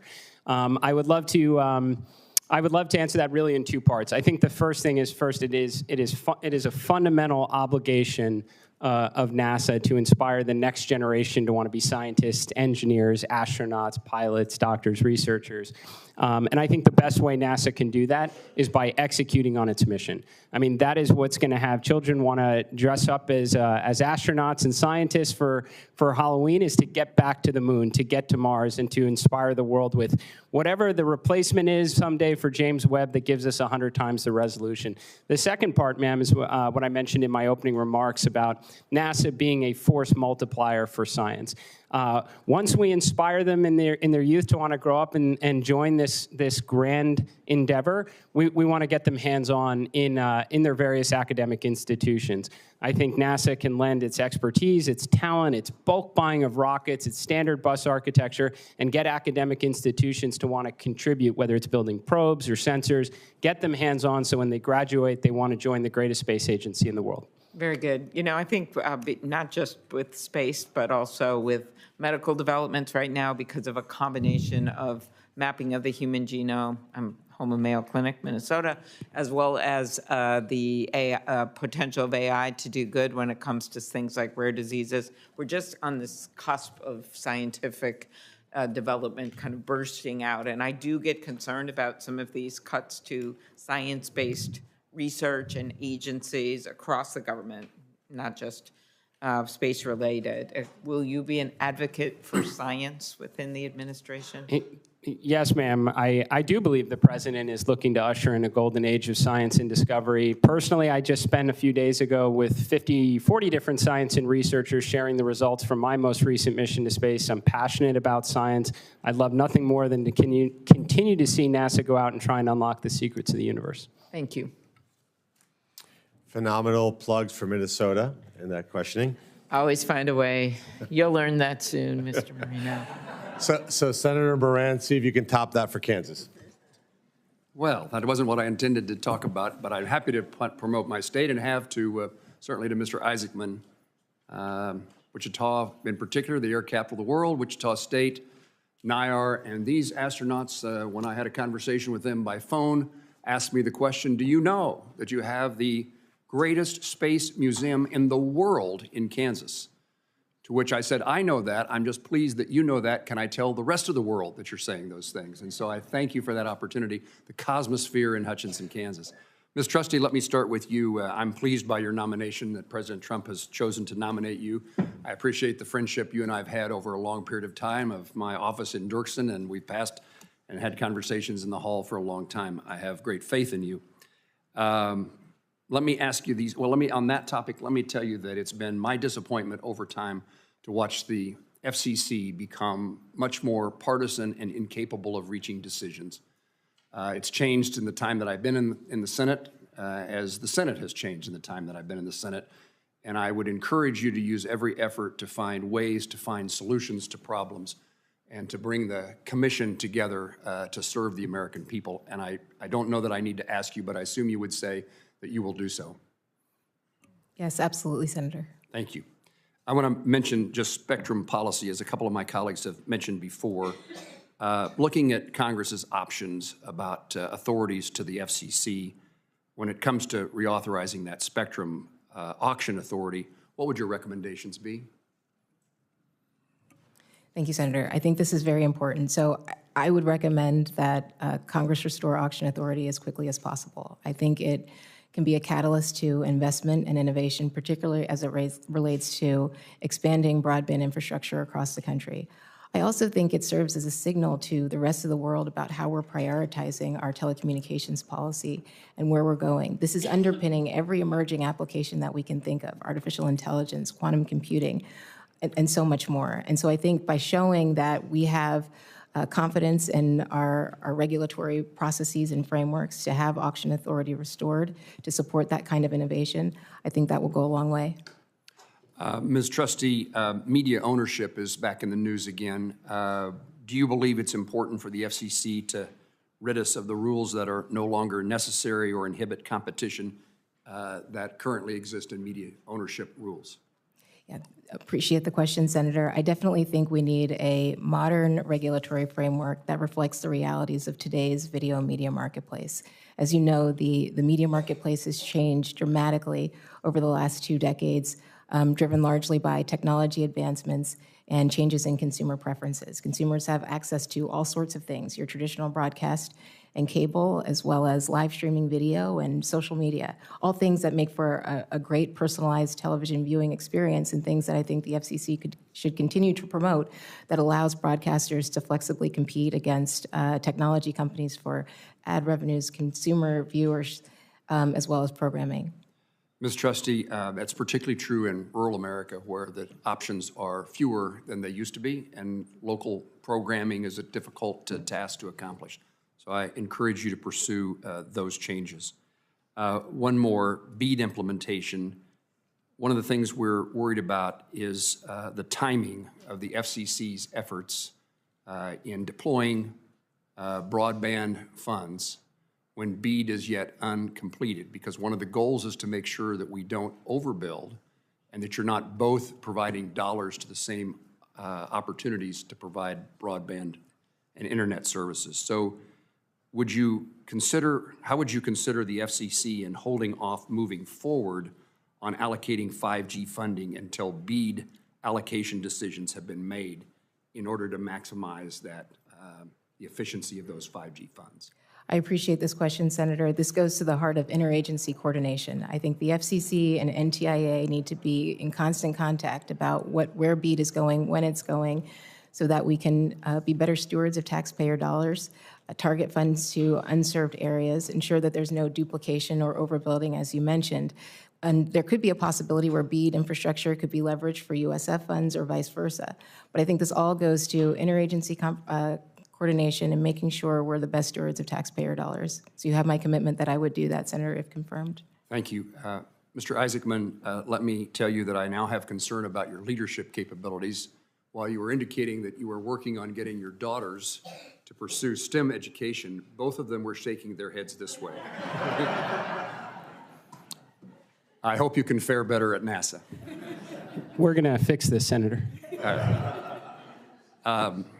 In the short 12 seconds that I have left in my time, I'll ask, I guess, one question. Do you believe that the current Artemis architecture featuring SLS rocket or Orion spacecraft is the best and fastest way to beat China to the moon? Senator, this is the current plan. I do believe it's the best and fastest way to get there. I don't think it's the long-term way to get to and from the moon and to Mars with great frequency, but this is the plan we have now, and we've got to get this crew around the moon and the follow-on crew to land on the moon. Thank you. Thank you, Mr. Chairman. Thank you. I recognize Senator from Michigan, Gary Peters. Thank you, Senator. Congratulations to both of our nominees here on your nomination to these important positions. Mr. Isaacman, we had a great opportunity to talk yesterday in my office about a variety of issues. Artemis came up frequently, as I know it's come up at the hearing frequently as well, including Senator Moran in the previous question. And you suggested here and there that NASA can pursue the Artemis program or a mission to the moon and a potential Mars mission in parallel tracks, is how you've been describing it.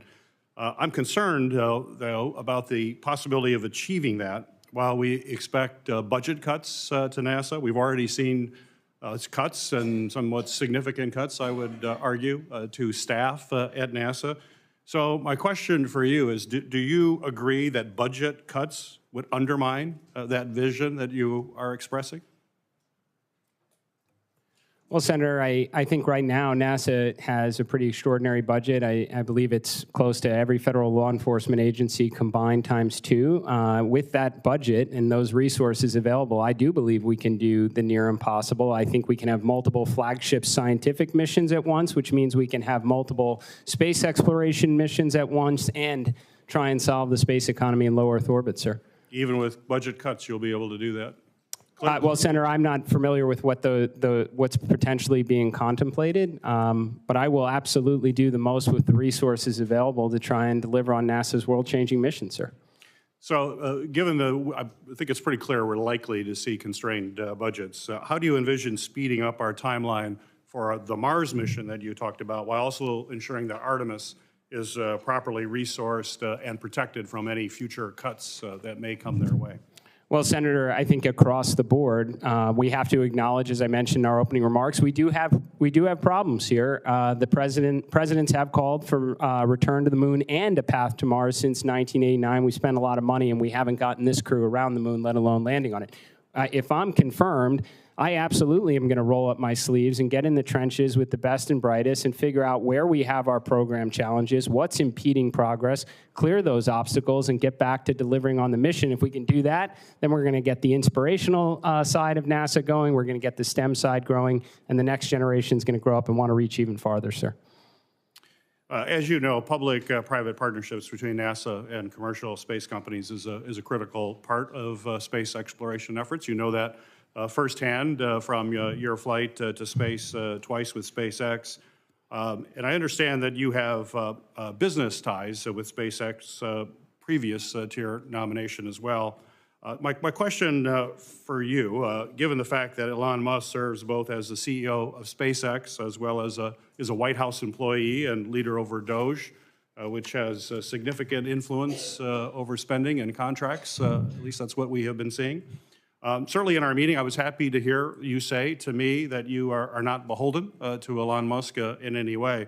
So I want to give you an opportunity to say that on the record, if I may. So first, have you had any communication, emails, text, or calls with Elon Musk regarding how your plan to manage NASA since you were nominated? Not at all, Senator. What steps will you take, if confirmed, to ensure that he is not allowed undue influence, given the extensive contracts that he has with NASA, to make sure that he has no undue influence over the awarding or the implementation of those contracts? Well, I think, Senator, I absolutely want to be clear. My loyalty is to this nation, the space agency, and their world-changing mission. I have to imagine that in the 1960s, Administrator Webb would have taken phone calls and welcomed the input from all the various contractors that were contributing to the endeavor. But they're the contractors. NASA's the customer. They work for us, not the other way around, Senator. Very good. Ms. Trusty, you have a deep history working on defense-related spectrum issues that are absolutely critical, as you know, to our security apparatus.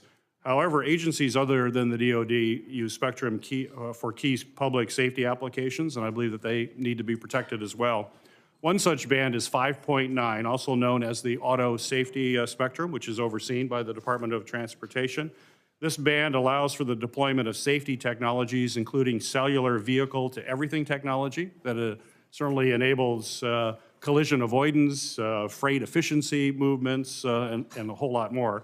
In 2020, some of the spectrum was allocated away from these auto safety purposes, which in my mind will reduce roadway safety in the long term. And I believe we can't let that happen again. I think my senator from Ohio will agree that we have to make sure auto safety is always put at the forefront of considerations when it comes to the spectrum. So my question to you is, if confirmed, will you commit to protecting the remaining auto safety spectrum for roadway safety innovation like the cellular vehicle-to-everything technology? Senator, thank you for this question. And it's really important to me. In my time in the House, I worked closely with NHTSA on vehicle safety issues. So I'm very familiar with the life-saving potential of CVDX, V2V. And so I think if confirmed, my responsibility is to put spectrum to its highest and best use, meaning maximizing its economic and societal benefits. When it comes to vehicle safety, that will certainly be a part of the information in the record, and I'd be happy to work with you to ensure that CVDX can be deployed with the resources it needs so it's readily available to all Americans. Well, I hope it is a priority, and we'll, if confirmed, we will work closely with you. Thank you, Senator. Senator Blackburn. Thank you, Mr. Chairman. Thank you to each of you for getting that testimony in and for being here today. We appreciate it and appreciate the opportunity to visit with you. Mr. Isaacman, I was so pleased to hear you talk about nuclear propulsion. We have Oak Ridge National Labs. We have Arnold Air, which is the only place you can do hypersonic testing. And of course, Huntsville and Marshall Space Flight is very close to our Tennessee border. We have a lot of Tennesseans that are there. So pleased to hear you put some emphasis on that. We agree with you that emphasis needs to be placed there. But I want you to just give me a synopsis of what you think is the most important area of competition as we look at what is happening with China, with Russia, with great power competition, what North Korea and Iran are doing. Senator, thank you very much for the question. For starters, competition can work really well. I think competition from a commercial perspective is doing great. We've gone from a world where at one point in time the nation had a dependency on one launch provider and foreign rocket technology. Now we have a very mature commercial industry with several providers able to help us accelerate mass and people and astronauts into orbit. Well, competition works well on the global stage as well, ma'am, so long as we don't lose. And right now, I mean, that couldn't be more important in the ultimate high ground of space. I mean, that is a critically important domain. NASA will continue to press out, lead the way in that ultimate high ground, but we're going to need our partners in the Department of Defense, the Space Force. We're going to need to be collaborating and making sure they're watching out for us. Ms. Trusty, welcome, and I'm so pleased to see so many of your family members here to support you, and to all of the, I guess it's nieces and nephews that are here.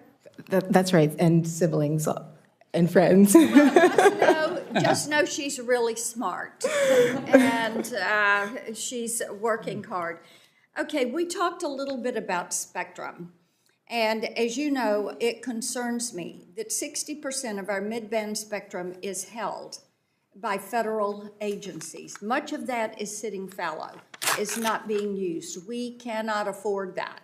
We're commercializing only 5% of that. So talk to me about the importance of NTIA conducting an inventory the importance of the FCC supporting an inventory, the importance of Congress restoring the ability to have spectrum auction authority. Thank you, Senator, for this question. Sure. So I'll start kind of from the first part about restoring auction authority. As I mentioned previously, I think this is incredibly important to our economic and national security. I think auction authority serves as a catalyst to investment and innovation, not just for broadband deployment across this country, but for emerging technologies and applications that will allow us to be a global leader in technological innovation. As far as supporting an inventory, I think an inventory could be good. It tells us what spectrum is being used and how. As you know, there may be some things that are classified or sapped and they won't be available to the public, but certainly members of the committee could have access to that information to make more informed decisions about spectrum management. But I think we do need to have a full view of what's available, what's being used, so that we can properly put spectrum to its highest and best use for economical. And maybe even share some of that spectrum. Potentially, as the studies indicate. Yes, ma'am. Okay. Talk to me a little bit about USF. I know Senator Fisher and Senator Klobuchar asked you about that. And I think USF has outlived its usefulness and needs to be replaced with something different. We'll see what the court has to say about it. So articulate reforms if they say you can keep USF, and replacement if they say you cannot. Sure, Senator, I appreciate this question. So universal service is the cornerstone of the FCC's mission. It's a part of the Communications Act to advance and preserve universal service generally as a concept. I just want to know reforms. Yeah. Yes, Senator. So there could be distribution reforms or contribution reforms, depending on what the facts tell us. I think there's an opportunity to have performance metrics for each of the programs to understand what the efficacy is of each of those programs in addressing the needs. There could be better oversight over eligibility requirements.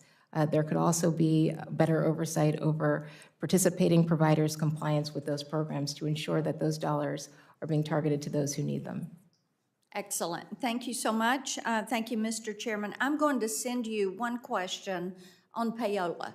Yes, ma'am. Because that is so important to our artists there in Tennessee. And to each of you, all the children deserve ice cream. They've been awesome today. Thank you, Senator. I would ask Senator Blackburn, is the ice cream limited to the children? Senator Cruz, you showed up on time today, so you too deserve ice cream. I will be certain that at lunch I serve you ice cream. I will take it. Senator Lujan. Well, it looks like I'm joining you for lunch, Mr. Chairman. Mr. Chairman, thank you for this hearing today. It's good to see you both here and with family support. That means something. Ms. Trusty, in last month's Supreme Court oral arguments in the USF case, the Solicitor General noted that the FCC commissioners do not have statutory for-cause removal protections. In our meeting yesterday, you stated that the issue of for-cause removal was subject to pending litigation and that you would not weigh in. Regardless, it appears that President Trump believes he can fire you at will when confirmed. How will you maintain your independence if the president can fire you simply because he may not like a position you take? Thank you, Senator. I appreciate the question, and I understand the importance of the issue. My job, if confirmed, is to focus on upholding and enforcing the law. Whatever happens with what's subject to pending litigation, my first obligation is to fax the law and with respect to the proceeding that comes before the commission. And that's, I think the FCC has a very transparent and open process, and my commitment would be to making sure that I have, what I commit to, I have no fear, without fear or favor, I would make a decision with respect to any individual or entity that comes before the commission.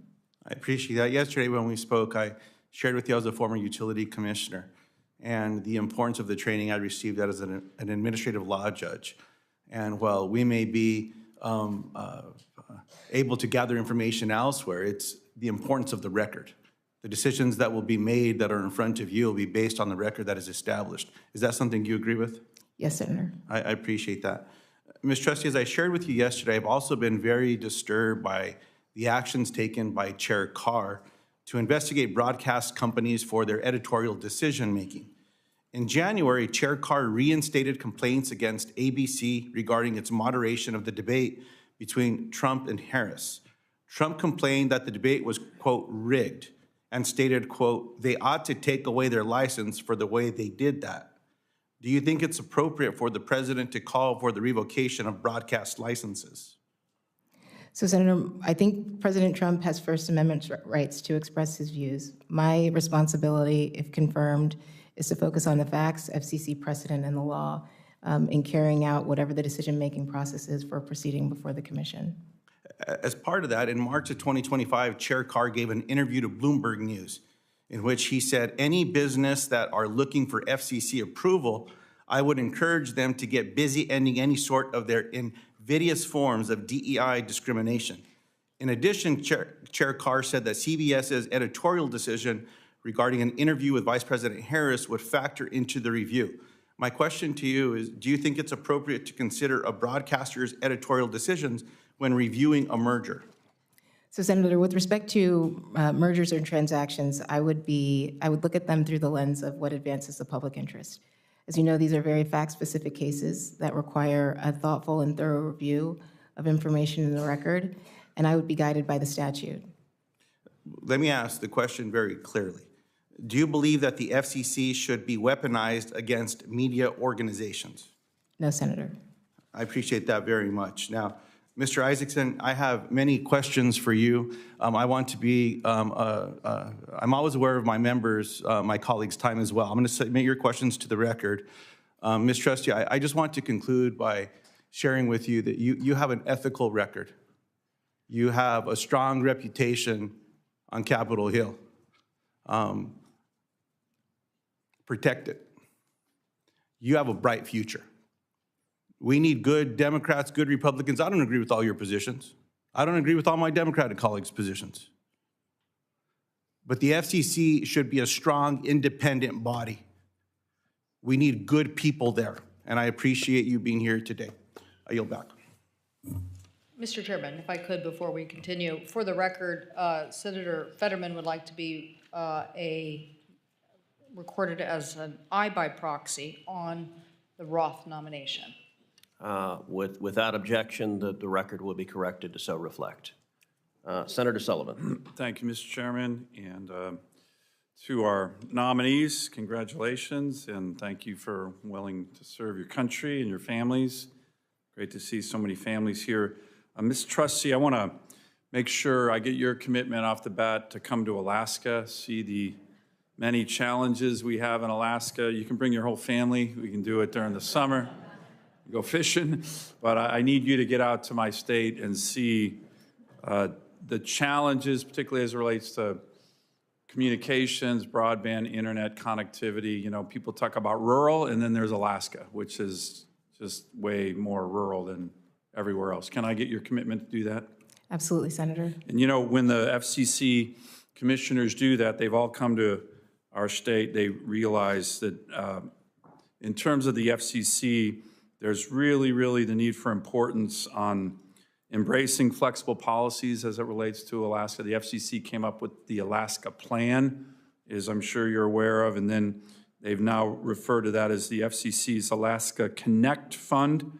Will you commit to me to working with on any future changes? There's a midpoint pause in 2029 relating to the Alaska Connect pause that gives the FCC the opportunity to look at different flexibilities there. Can I get your commitment to work with me on both what was the Alaska Plan and now the Alaska Connect Fund?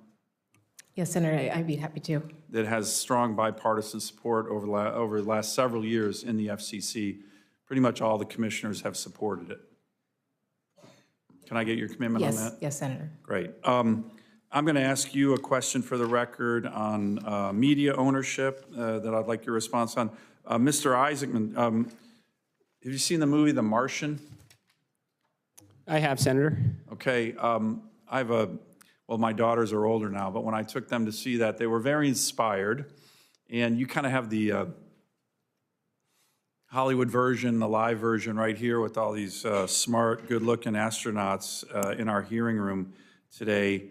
Can you give me your ideas on how to promote better through media, maybe even through Hollywood, these upcoming missions to the moon, missions to Mars, to inspire our young people? I think it's a really, really great opportunity. I don't think NASA's always embraced that opportunity, but we have so many exciting things on the horizon, and I mean it when you look at these astronauts and how smart they are and how inspiring they can be to young Americans to serve their country, to study science. Give me your thoughts on that and what an opportunity we have to take advantage of that. Well, Senator, I completely agree. And as I mentioned before, I think it's a fundamental obligation of NASA to inspire the next generation to want to grow up and be scientists, engineers, astronauts, researchers, and set the bar even higher.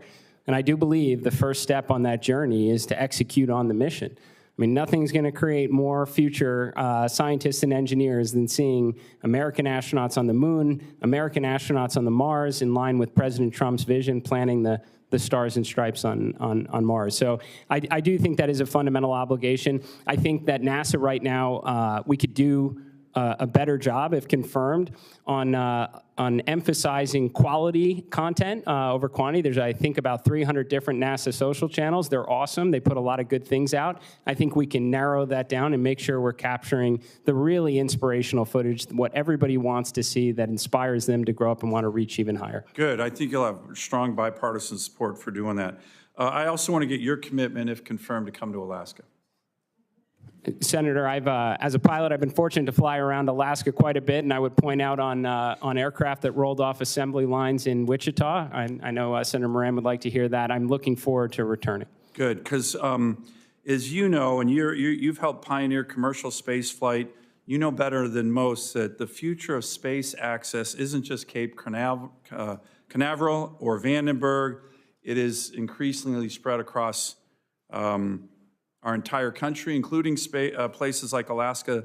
The specific spaceport complex on Kodiak Island is the only high-altitude, polar-capable spaceport in the United States. There is rising demand for facilities like that at Kodiak in terms of both government and commercial launches. They've done both, and I would love to take you out to Kodiak Island, not just to see the largest brown bears in the world, of which we have thousands, but a really, really up-and-coming spaceport complex. Have you ever spent time out at the Kodiak Spaceport Complex? Senator, I have been there. I did not see any bears. I was looking, and I would love to return, sir. Okay, so you and I are going to return, and we'll get an eye on some bears, maybe do some fishing with Miss Trusty when she brings her family. In all seriousness, that is a spaceport complex that I think has enormous potential. Would you agree with that? Senator, I think that, as mentioned before, space is the ultimate high ground. It's a vitally important domain for national security. I frankly think we need more spaceports. We have to always ensure our access to low Earth orbit and ensure national security. Great. Thank you. Thank you, Mr. Chairman. And by the way, if anything, Senator Sullivan is underselling the fishing in Alaska. It is phenomenal. It's not quite as big a state as Texas, but it has enormous natural beauty. Okay, Mr. Chairman, you don't want to do the size stuff with me. Senator Blunt Rochester, at yet another massive state. That's correct. That's correct. Delaware. And we are, that's right. We're the first state, though. That's the important thing. Thank you, Mr. Chairman, and to Ranking Member Cantwell. Welcome, Ms. Trusty and Mr. Isaacman and your families. I'd like to start my questions with Ms. Trusty. As an avid tech person myself, I love this stuff. And based on predictions, I've seen that 6G is coming sometime in the early 2030s. And I've heard exciting things about how 6G networks will be integrated with AI to enable better connectivity. In the House, I was fortunate to lead bills on immersive technology and it really helping us train our workforce. AI literacy was one of the bills that I focused on, and just the notion of being able to do things in real time, real-time adaptive changes presents a lot of opportunities, but it also presents challenges. There were some issues that delayed the initial 5G rollout, such as Huawei's being used as a potential supplier, infrastructure build-out issues, and more. And I view the 6G rollout as a crucial step in our competition against China in the national security realm, as well as technology spaces. Ms. Trusty, if confirmed, what specifically do you think the FCC can do to ensure that the 6G rollout is smoother than the 5G rollout was? Great, thank you for the question, and I really agree with so much of what you said. I'll start with cybersecurity and making sure networks are deployed in a secure way, and I applaud this committee on making sure the Rip and Replace Fund was fully funded. I've been interested to see the creation of the National Security Council at the FCC, and I think that's an opportunity for the FCC to leverage its authorities in the Secure and Trusted Communications Networks Act to ban other high-risk equipment and vendors from our nation's communications networks. I also think the FCC can promote the adoption of open radio access network technology, which can help diversify and strengthen our domestic supply chain so that we're not overly reliant on one or two vendors. And I think it can help increase security, competition, and ultimately reduce the cost of providing these networks in the first place. I'm a big supporter as well on strengthening our supply chains. We actually have a Cantwell, Blackburn, Blunt, Rochester bill. I like to call those my strange bedfellows bills, where we come together on these issues that we know are going to affect all of us. I want to also discuss the potential security concerns about 6G, particularly given, again, the flaws in 4G and 5G networks, such as a study finding that 100% of 4G networks were susceptible to denial of service attacks and 5G being vulnerable to network attacks. I know this is an easy one, so maybe it's a yes or no. Will you prioritize cybersecurity for 6G networks? Yes, Senator. And what other potential measures do you think the FCC can take to best secure 6G networks in particular? You know, I think this, a lot of this can be done through AI. I'm really excited about the development of the technology, and I think there are tremendous use cases in not only detecting fraud and scams, but securing the network itself. So if I'm confirmed, I would look to leverage artificial intelligence in these ways. You kind of preempted my next question, which deals with so many Americans. It's estimated that around 4 million or 4 billion robocalls are made per month.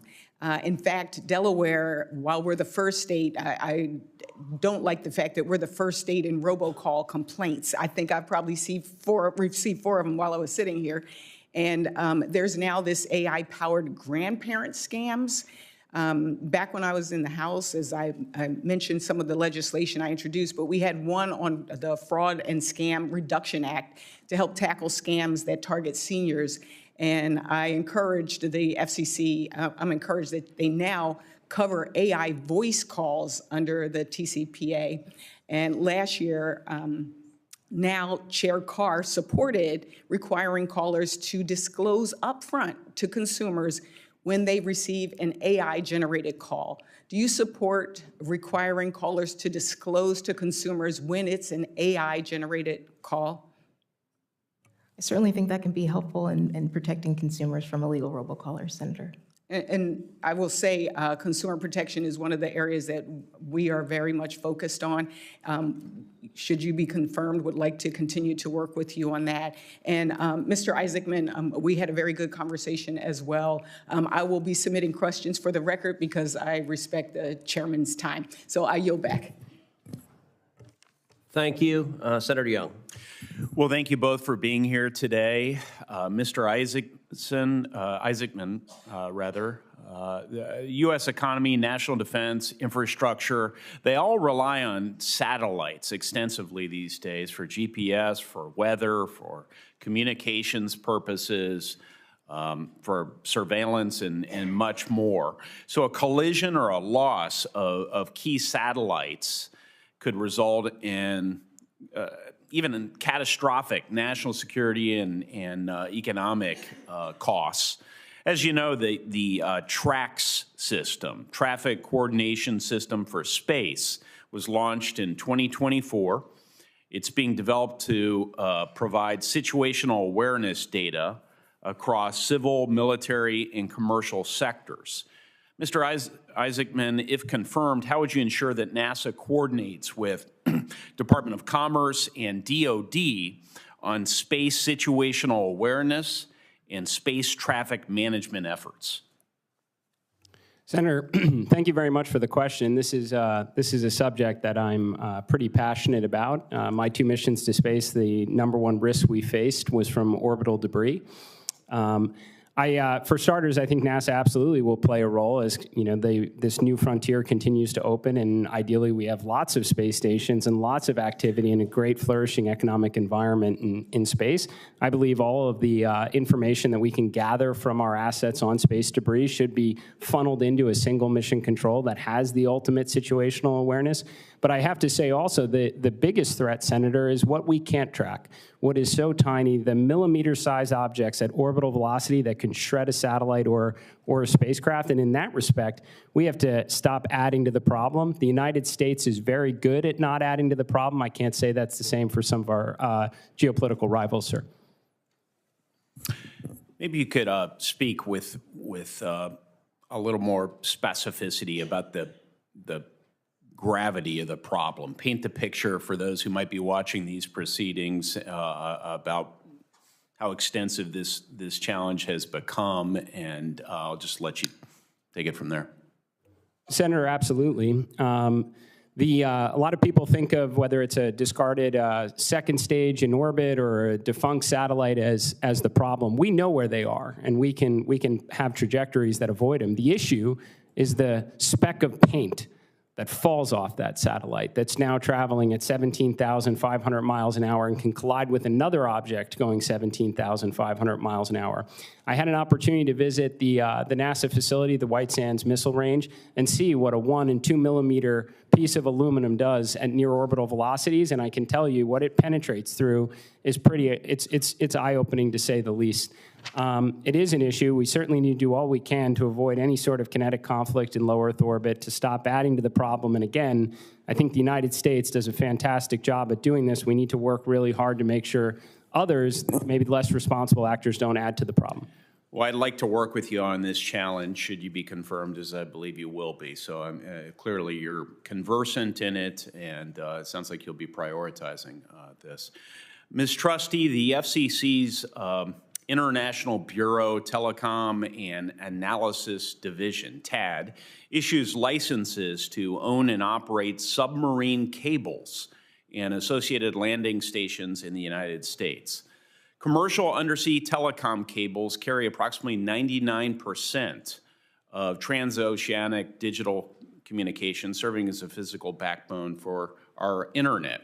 Since 2022, Russia has stepped up its attacks on this infrastructure. In 2023, Yiping 3, a Chinese tanker that had previously departed a Russian port, cut 2 Baltic Sea cables. You know, incidents like this, we're reading about them on a regular basis these days. Ms. Trusty, what steps is the FCC's TAD office taking to protect undersea cable infrastructure and the sensitive data and information transmitted across undersea cables every day? Thank you, Senator, for the question. I think this is such an important issue. I focused a lot on it during my time on the Armed Services Committee. This is such an important part of our critical infrastructure, and I think we need to do more to secure it. As you mentioned, the FCC works closely with Team Telecom to review and approve undersea cable applications. I think we can promote more transparency in our foreign ownership in these undersea cables so we have a better sense of what the risks might be.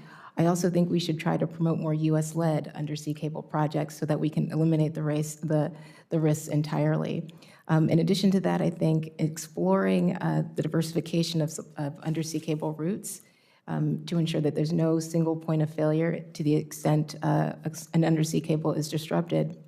But I think as a protective measure, we should work on strengthening our disaster recovery and emergency response plans, given that some of these cables are so vulnerable to exploitation. But if I'm confirmed, Senator, this would be a priority of mine. My office will follow up with you on some of your answers for further elaboration, but I do get the sense you're very much dialed into this. I'll just make one last comment, knowing that we have colleagues waiting. Setting standards, Ms. Trusty, at the FCC through international governing bodies is increasingly important. I think we have been outflanked over the years by the Chinese in particular, but also by others, and we need to develop a unified position here at the federal level between the FCC and state and NTIA and various other entities so that we can prioritize this moving forward. So we'll follow up with a question for the record about that as well. Mr. Chairman? Thank you. Senator Duckworth.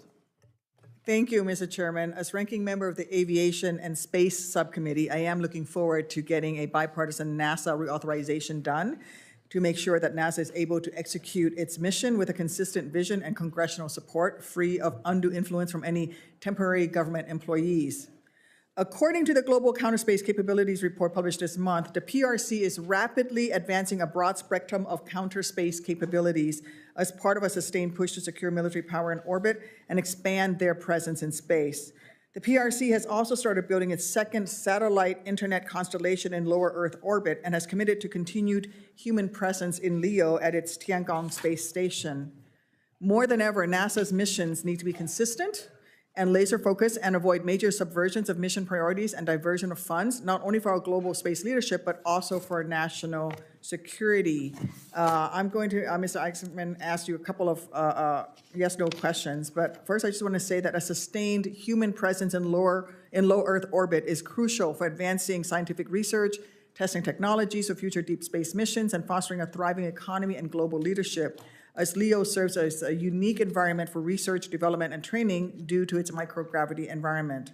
By supporting extended human operations in LEO, NASA can test exploration systems, conduct human research, and maintain operational expertise, vitals for missions on the moon and to Mars.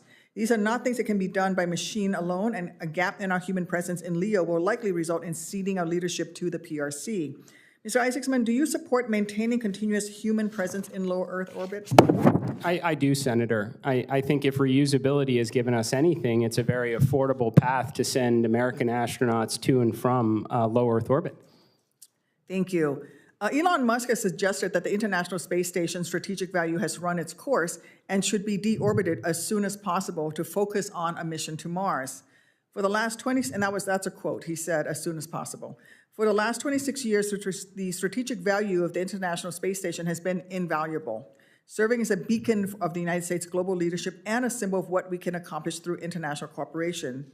Funnily enough, although I don't think it's very funny at all, SpaceX has been awarded the contract to deorbit the International Space Station. Mr. Isaacman, do you believe there's still utility in maintaining a U.S. presence on the ISS at least through 2030 as currently planned? Senator, as I mentioned in my prepared remarks, I think we need to use up every bit of life that's remaining on the International Space Station so we can crack the code on the space economy and better hand off those responsibilities to commercial industry. I am familiar with Mr. Musk's remarks in that. I do think he is a very accomplished entrepreneur. I would like to understand his rationale behind that, just as I think, Administrator Webb would want to hear from all of the commercial contract leaders from the 1960s during the space race. But you don't think that we should deorbit the ISS now? I do not think we should deorbit it now. I think we need to make the most use of the space station while we have it and figure out what we can accomplish in the unique environment of microgravity and figure out the space economy for commercial LEO. Thank you. The Artemis program is critical in our effort to return to the moon, and returning to the moon is seen as a stepping stone for broader human exploration and critical for scientific discovery, advancing technology, and as a necessary preparation for eventually progressing to human mission to Mars. I know a few of my colleagues already today have tried to get a specific answer out of you, but you have avoided directly answering them today. So I ask again, Mr. Isaacman, do you support maintaining NASA's long-term mission to maintain a human activity on the moon? Senator, I'm sorry if I'm not sounding clear on this. I think it's imperative that we do both. I think that's what NASA was created to do. I would love nothing more than to see this crew get around the moon, for us to land on the moon, figure out its scientific, economic, national security value, while we were also charting a course in line with President Trump's vision for American astronauts to plant the stars and stripes on Mars. So you think we can do both simultaneously? I mean, we do multiple flagship scientific missions at NASA. We maintain a presence in LEO, where we're undertaking dozens of scientific experiments at once. I think we can, ma'am. You think we can maintain a mission, a presence on the moon and a mission to Mars simultaneously? I think we can do the moon and Mars and beyond. Okay. You know, whatever we can do to support the space program, I'm on board. I just have one final question I'm asking all the Trump nominees. If given an illegal or unconstitutional order by President Trump or your superiors, would you oppose it? I don't think President Trump would give an illegal order, but I would follow the law, ma'am. And you would oppose if he were? I don't believe the president would give me an illegal order, ma'am. Okay, that's fine. But if given an illegal or unconstitutional order, will you oppose it? I will always follow the law, ma'am. So is that a yes? You will oppose the illegal order if given one by either the president or your superiors? Senator, I will always follow the law. I'm out of time, Mr. Chairman.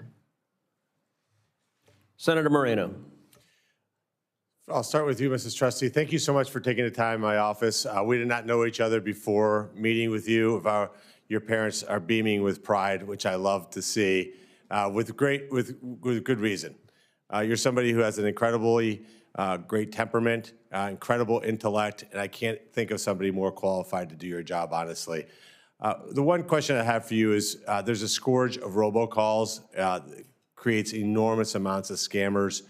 Seniors are getting built of their life savings. How would you use advanced technologies to put an end to this?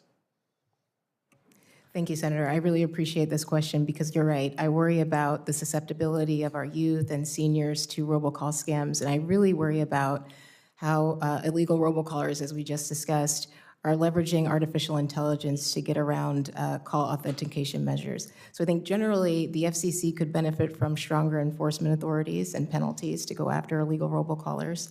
I also think the FCC can continue its work in working with international counterparts as well as states' attorneys generals to go after these fraudsters.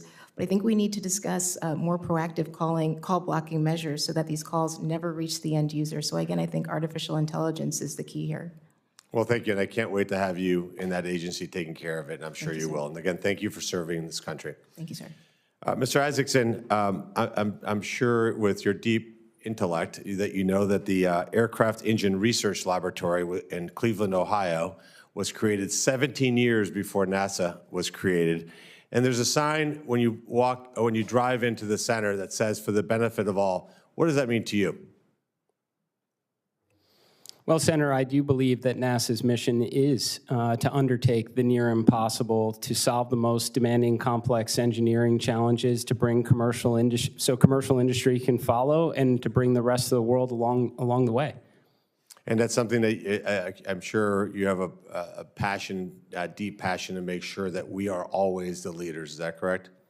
100%, Senator.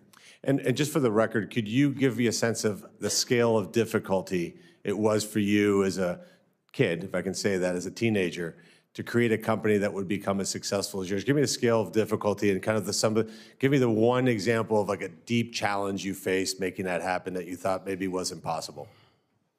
Senator, there was certainly a lot of ups and downs over the last 26 years. I'd say probably some of the earliest challenges, although, I mean, as a company that went through the .com, the Great Recession, the pandemic, we certainly had our fair share of obstacles along the way. Probably some of the hardest was the earliest days, Senator, where we tried to grow through our own cash flows, which is always a challenge, and I was 16 years old, so I had to make sure I hid myself from any trade shows or in-person meetings.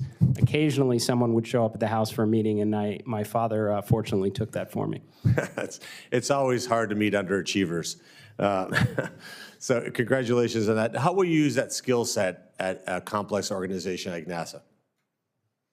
Senator, NASA is an extraordinary agency, and they are the most accomplished, well-respected space agency in the world. I want to do whatever I can and work alongside the best and brightest to continue that. I do suspect there are some things that I've learned through running two successful businesses over the last more than 2 decades that I think I can help bring to the agency.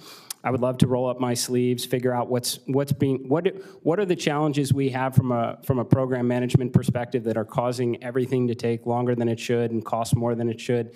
I'd like to instill a very strong mission-first culture at the agency that if we can execute on our mission and get to the moon, get to Mars, and all the other things, the inspiration, the STEM education will all take care of itself. A culture of ownership and accountability. That when we make mistakes, we own them, we fix them, and we get back to delivering on their important objectives. Well, thank you for that. And I have one last question. Ms. Trusty, 100% unequivocal support from me. Hope to see my Democrat colleagues join us and see if we can get as many votes for you as humanly possible. But for Mr. Isaacman, I have one question. It does hinge, for me, the entirety of whether I can support your nomination or not. Who is the most important character in the movie Armageddon? Clearly, Bruce Willis for the important self-sacrifice for all mankind, sir. All right. Let the record show he did not say Dan Truman, which makes me wonder of his judgment, but I will still reserve my vote for you.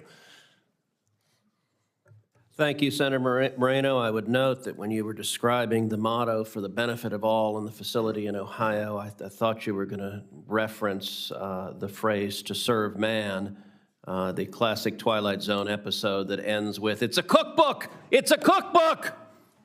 Senator Markey. Thank you, Mr. Chairman. Ms. Trusty, congratulations on your nomination.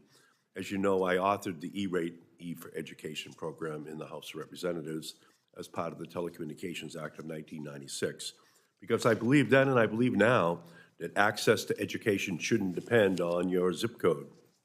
Thanks to the E-Rate, thousands of schools in the United States now have high-speed internet access. That's millions of students who can research, learn, and grow with the tools they need to succeed in the 21st century economy. Do you agree that the E-Rate program has been a success?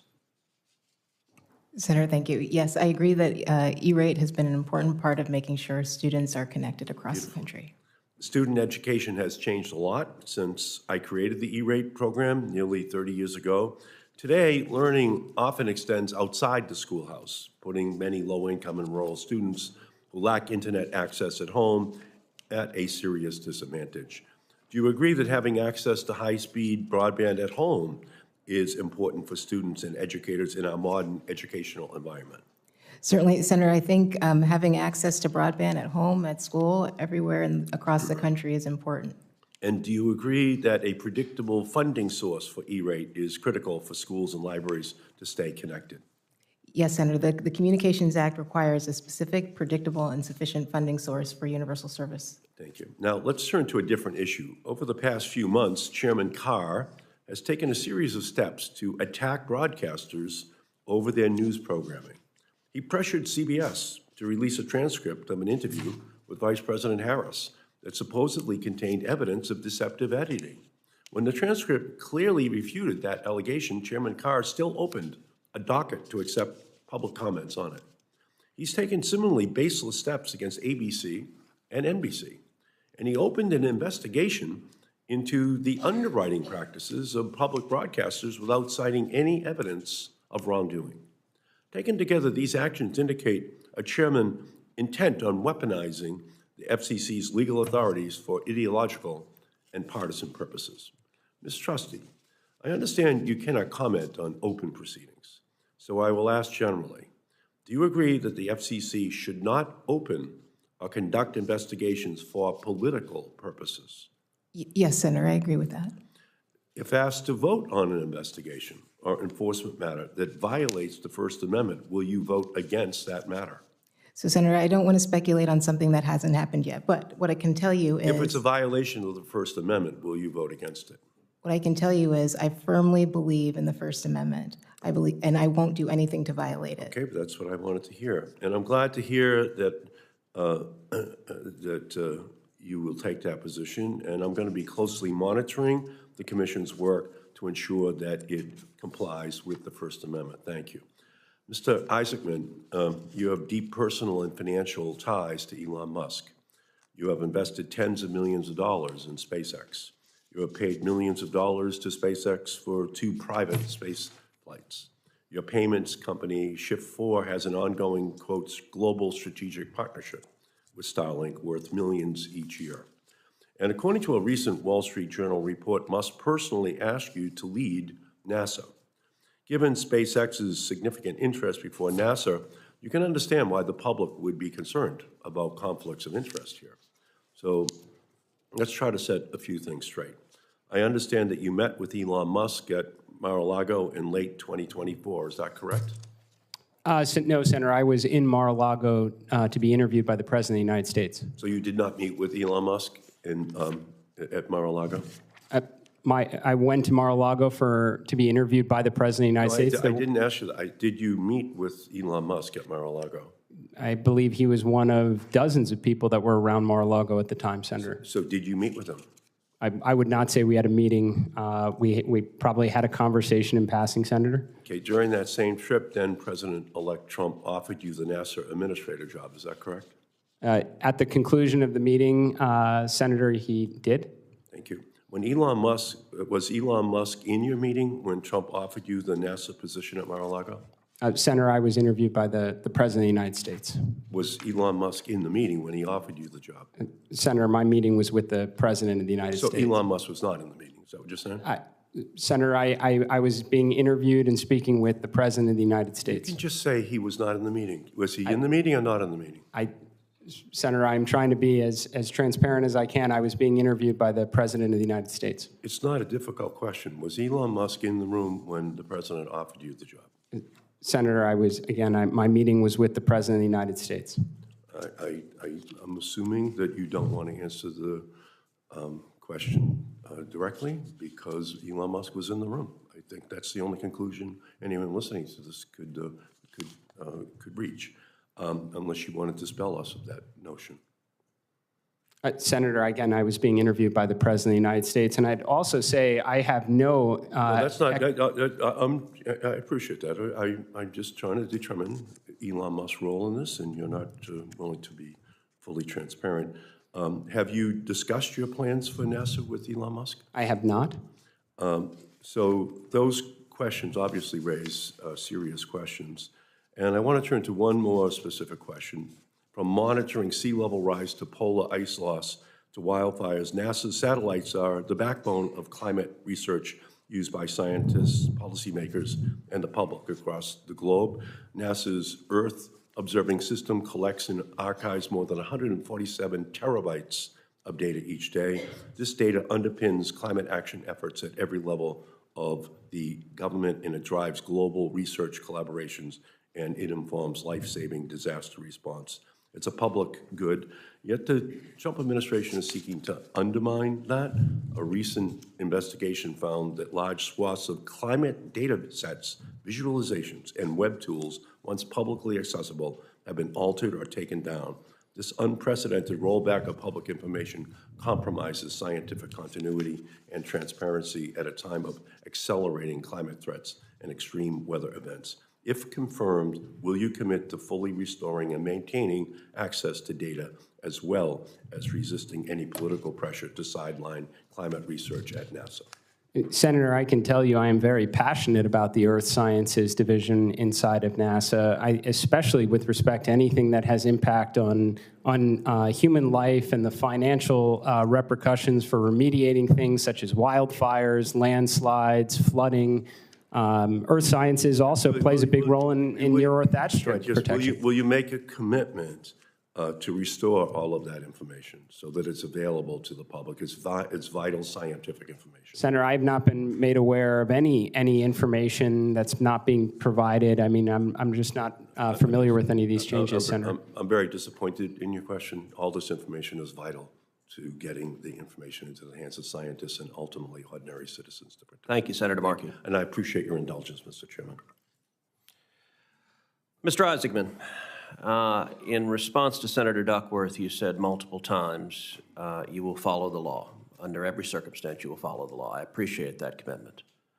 I want to go back and revisit the exchange you had with Senator Kim, because one component of the law you have said, and I'm glad to hear it, that under your leadership, America will beat China back to the moon. That's important. But the law is clear beyond simply going to the moon. That's part of it, that going to the moon shall be a stepping stone for further exploration of Mars. The ultimate objective is Mars, but going to the moon is critical. The law also specifies explicitly the administrator shall, and when legislation uses the word shall, it denotes a mandatory obligation. The administrator shall establish a program to develop a sustained human presence in cislunar space or on the moon. With respect to Senator Kim, you were reluctant to commit on a sustained human presence on the moon. Could you clarify your view on that to this committee? Well, Senator, as a space enthusiast, I'd like nothing more, as I've said before, to see a number of lunar outposts and Mars outposts, and for us to even progress farther out into our solar system. If we are in an unlimited budgetary environment, we can maintain an ongoing presence on the lunar surface. I am more than supportive of it. I think it's imperative that we have to get back to the moon first, as quickly as we possibly can, figure out, again, the scientific, economic, national security value to being there, which I am very hopeful that we are going to find in order to support the ongoing presence on the lunar surface, sir. So the statute is written in the disjunctive. It gives the choice of either the surface of the moon or cislunar orbit. What is your view on the Gateway project?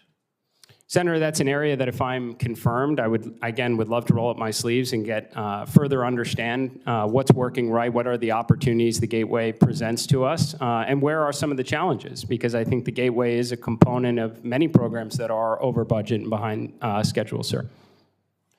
So you're describing Gateway as over budget and behind schedule. I will say there's a long history in NASA of administrations coming in and canceling programs and causing massive delays. Barack Obama did that with Constellation, and NASA struggled for years as a consequence. As administrator, are you going to cancel the Gateway program? Senator, I have no intention as of now to say that I would cancel any program. I need to, if I'm confirmed, get in the job and understand where things are at. I want to assure you and this committee that I want to see America win and succeed and lead in space, whether that be the moon, Mars, low Earth orbit, and beyond. I do not want to see us come in second place, and I certainly don't want to see the right-hand side of that poster you put up, sir. So I want to ask you again, because you've said you'll follow the law, are you committed to a sustained human presence in cislunar space or on the moon? And that is federal statute. Senator, if that is the law, then I'm committed to it. Okay. All right, let's talk LEO. The International Space Station is managed at a Johnson Space Center in Houston, Texas. NASA is planning to retire the ISS by 2030, replacing it with one or more commercially developed space stations funded partially by NASA and partially by outside customers. Unfortunately, both NASA and commercial replacements are behind schedule. Do you agree that we cannot have a gap period between the ISS and its successor when there would be zero human U.S. presence in low Earth orbit? I do agree, Senator. We cannot cede low Earth orbit to the Chinese. Now, I would note in the first Trump administration, there were those in the administration pushing to deorbit the International Space Station prematurely. Given that we've invested over $100 billion in the station, I think that would be profoundly foolish to give up on that investment as long as it is safe to continue using it. After the administration floated this idea multiple times, the United States Senate passed legislation that I authored, 100-0. Every Republican and every senator came through committing that we would maintain the International Space Station at least until 2030, as long as it is safe and scientifically feasible. Will you commit to follow the law and not deorbit the space station before 2030? Senator, I will absolutely commit to follow the law, and I think we need to maximize the return that taxpayers have invested in that orbital laboratory, use every bit of time we have to crack the code on the space economy, and give commercial LEO destinations a fighting chance when they inevitably take over, sir. Ms. Trusty, it's been 2 years since the FCC lost general auction authority and 3 years since the last meaningful auction of spectrum. The Spectrum Pipeline Act, which I introduced with Leader Thune and with Senator Blackburn last year, would restore the FCC's auction authority and would establish a clear pipeline of mid-band spectrum for commercial use. Ms. Trusty, should Congress restore the FCC's general auction authority with a clear pipeline of mid-band spectrum? Yes, Senator, and to the extent it accommodates both our economic and national security interests, and I believe it can. So what would be the benefits of restoring the auction authority with a clear pipeline of mid-band spectrum? Thank you, Senator. I think there would be tremendous economic benefits, job creation, workforce productivity, the expansion of broadband services across the country. I also think it's foundational to our leadership internationally on global technologies. As you know, the Department of Defense has been highly resistant to giving up any spectrum.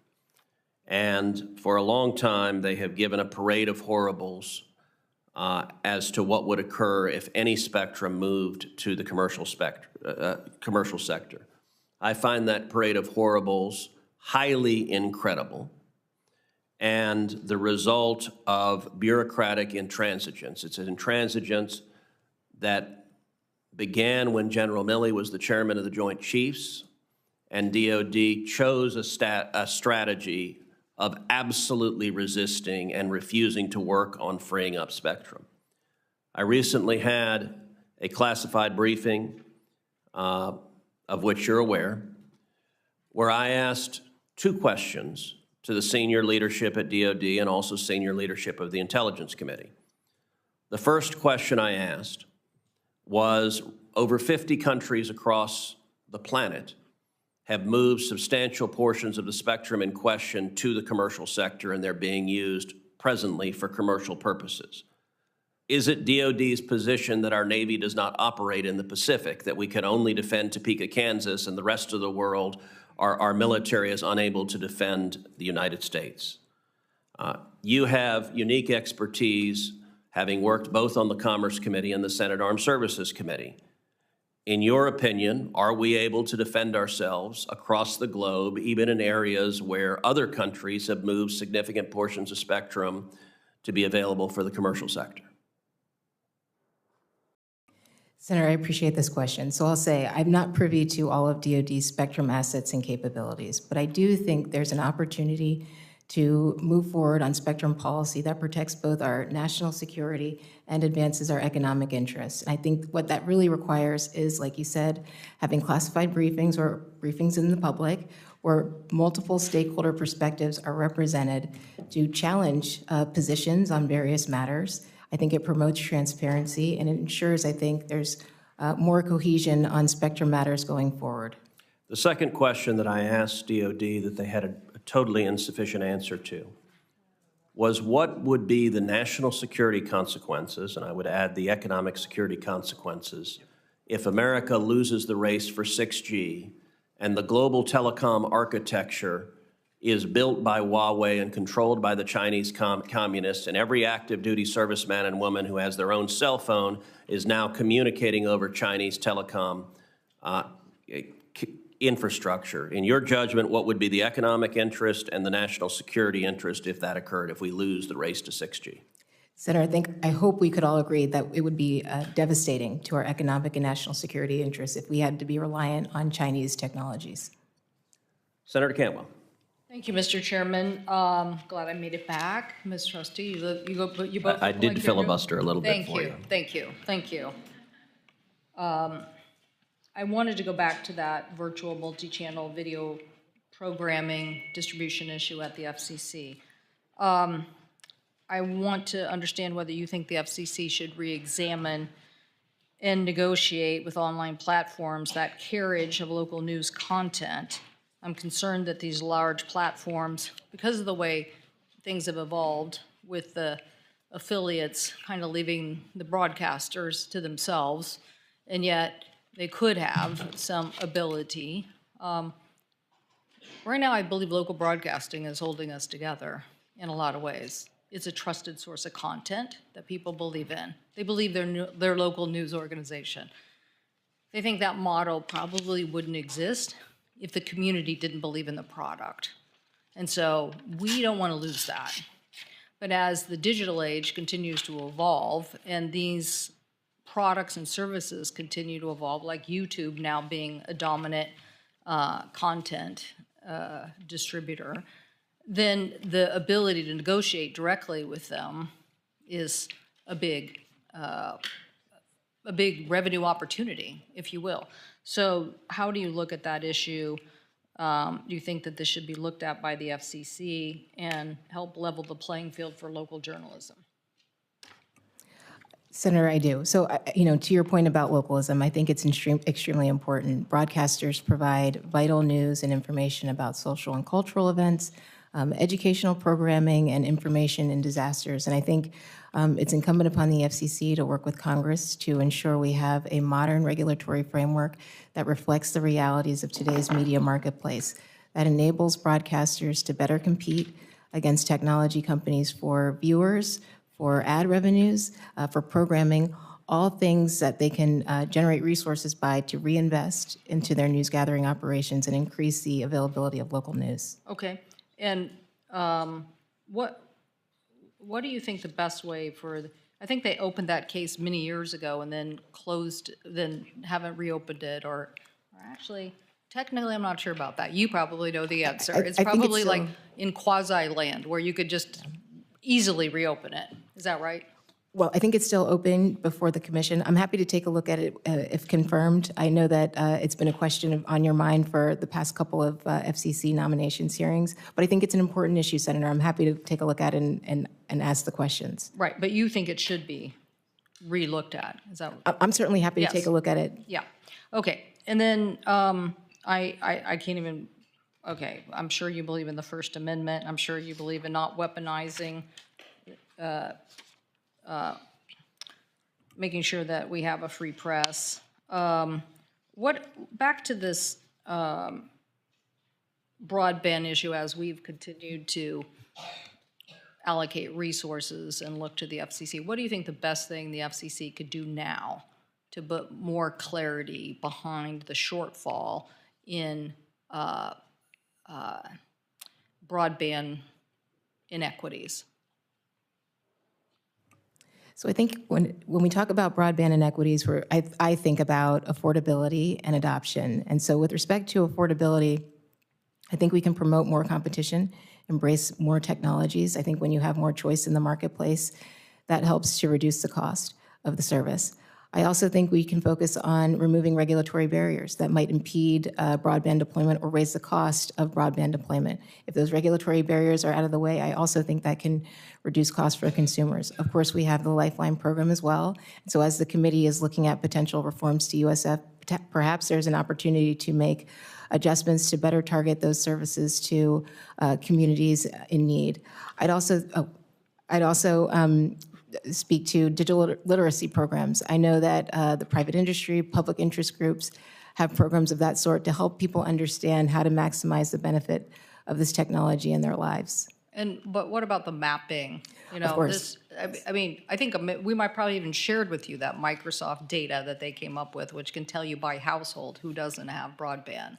Absolutely. I think maps are foundational to closing the digital divide. And we have the Broadband Data Act, but of course, there's always room for improvement. So if I'm confirmed, I would welcome the opportunity to work with private sector stakeholders like your own constituents to better improve the maps. Well, I think it could help us elevate a conversation into what are the choices that we could have. If we really understood that people at $40,000 of income probably aren't buying broadband, which means their kids from a school perspective and other things might not be getting the access that we want, and then obviously the impact it has on communities. And then back to the spectrum, I listened to what you said earlier, even though I've been running in and out at various votes, that you believe that the DoD side of this equation needs to be thought through, that your experience here and then your experience there gave you two different viewpoints on this. How do you think the FCC could best help in resolving this issue? How do we, let me say it differently.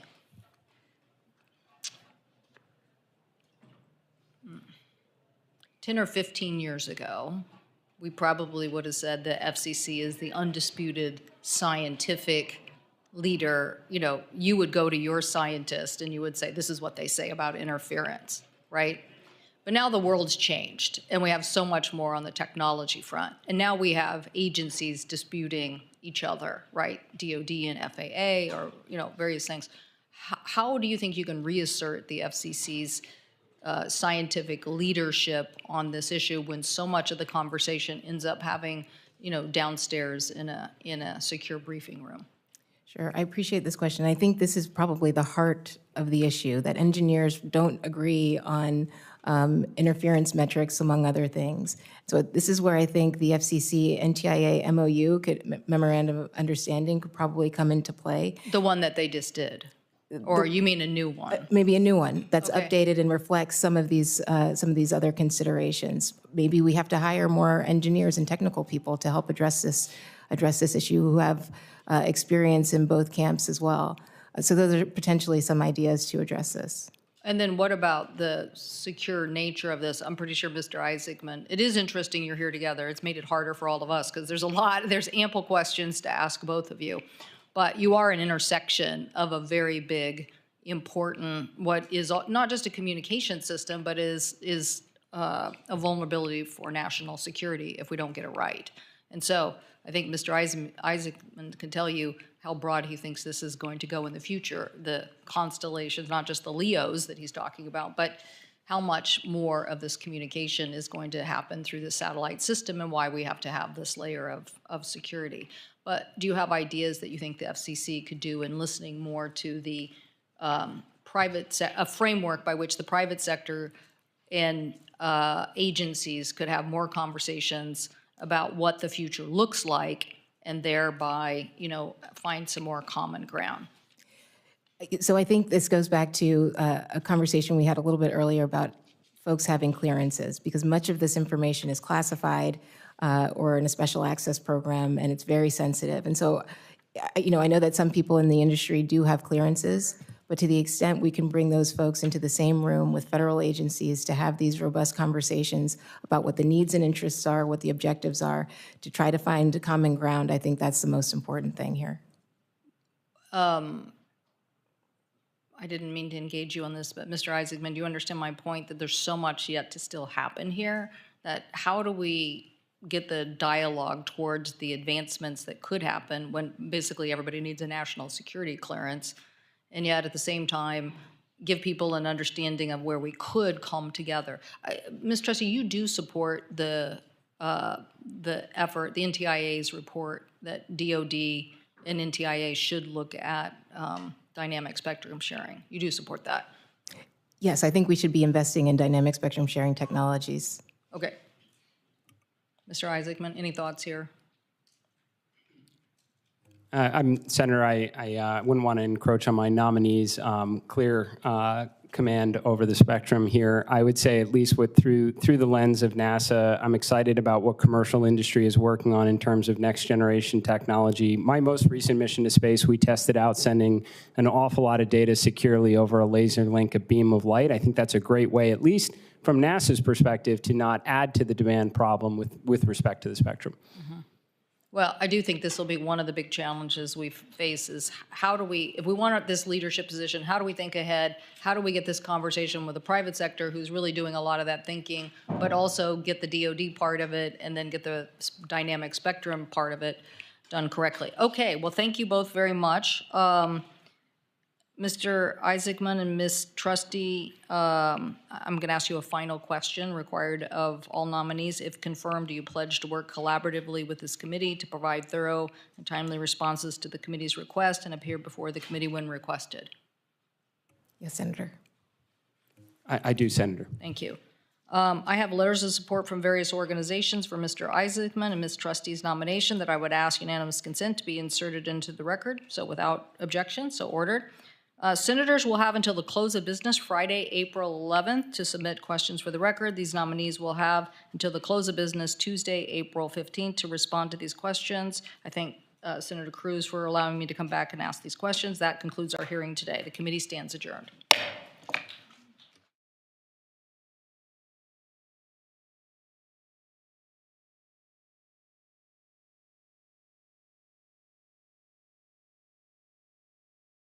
And there you have it, the conclusion of the committee hearing for Jared Isaacman, set to be hopefully the next administrator of NASA. To stay up to date on the latest, head over to tlpnetwork.com. We will be continuing our coverage of the selection with more articles as we get updates on will Jared Isaacman be confirmed as NASA administrator. Also join us over on the TLP Discord. That's where our community hangs out in between streams. We want to hear your guys' thoughts. What did you think of today's hearing? What do you think of Jared's testimony? Some amazing and interesting points to his testimony on what the future of NASA, Artemis, going to the moon and onto Mars, or Mars and then onto the moon will look like. From our TLP Canada studio, my name's Zach, and this will conclude our live coverage of the committee hearing for Jared Isaacman, the nominee for the next NASA administrator. We'll see you next time.